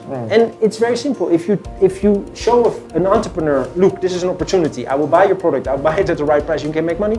People start to come and they invest. Exactly. And that's the game changer. We treat our farmers as entrepreneurs. So tell me, your demographic of farmers, do you see a typical middle class, middle-aged, young entrepreneurs or younger? So the change that we're seeing, I think overall in Kenya what you're seeing is that farmers are becoming older and older, because young people don't see the money, so they move into other business. They want to be in IT or they want to be graphic designers. Yes. But what we're seeing amongst our farmers, that more and more young people are coming in because they see the opportunity, right?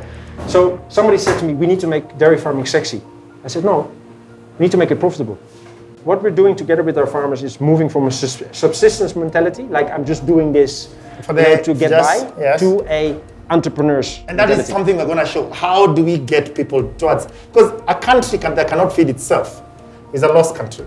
Absolutely. That is fundamental. If we want to, our dream, all of us, is to get our great nation to become a middle-income country. 100%. You cannot do that if you can't feed your people. Let's agree. Yeah. And hunger is anarchy. And that's why we're very passionate about it.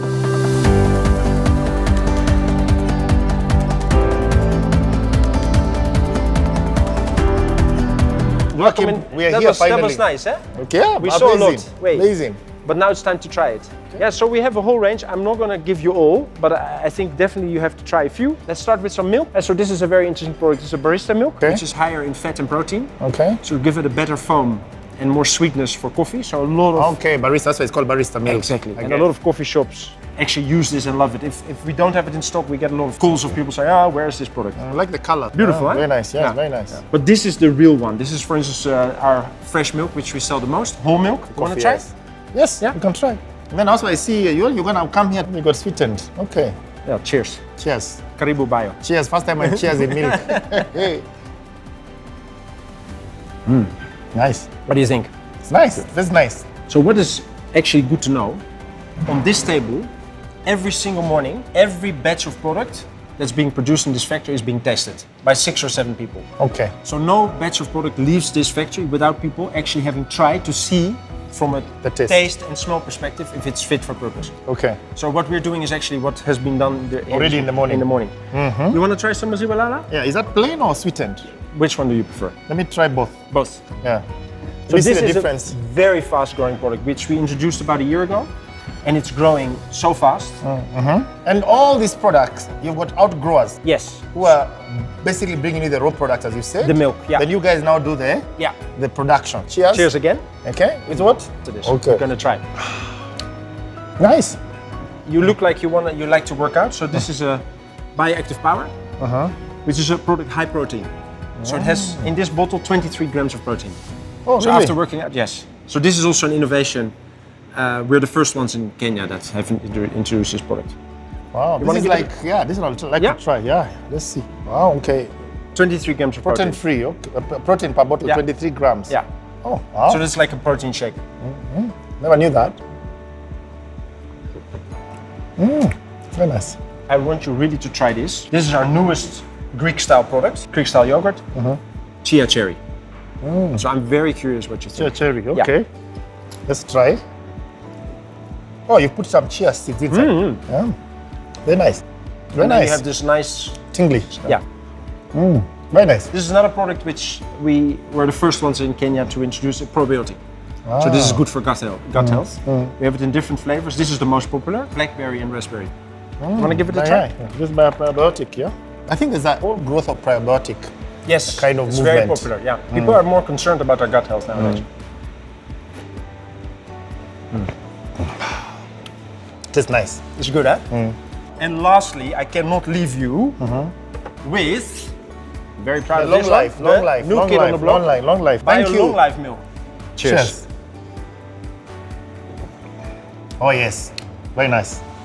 Very nice. It's good very taste, nice. huh? Yes, very nice. Yeah, thank you. Good job, well, man. Cheers. Good job. So this is Good having all you. supported by a farm ecosystem. Absolutely. My God, Yeah. amazing.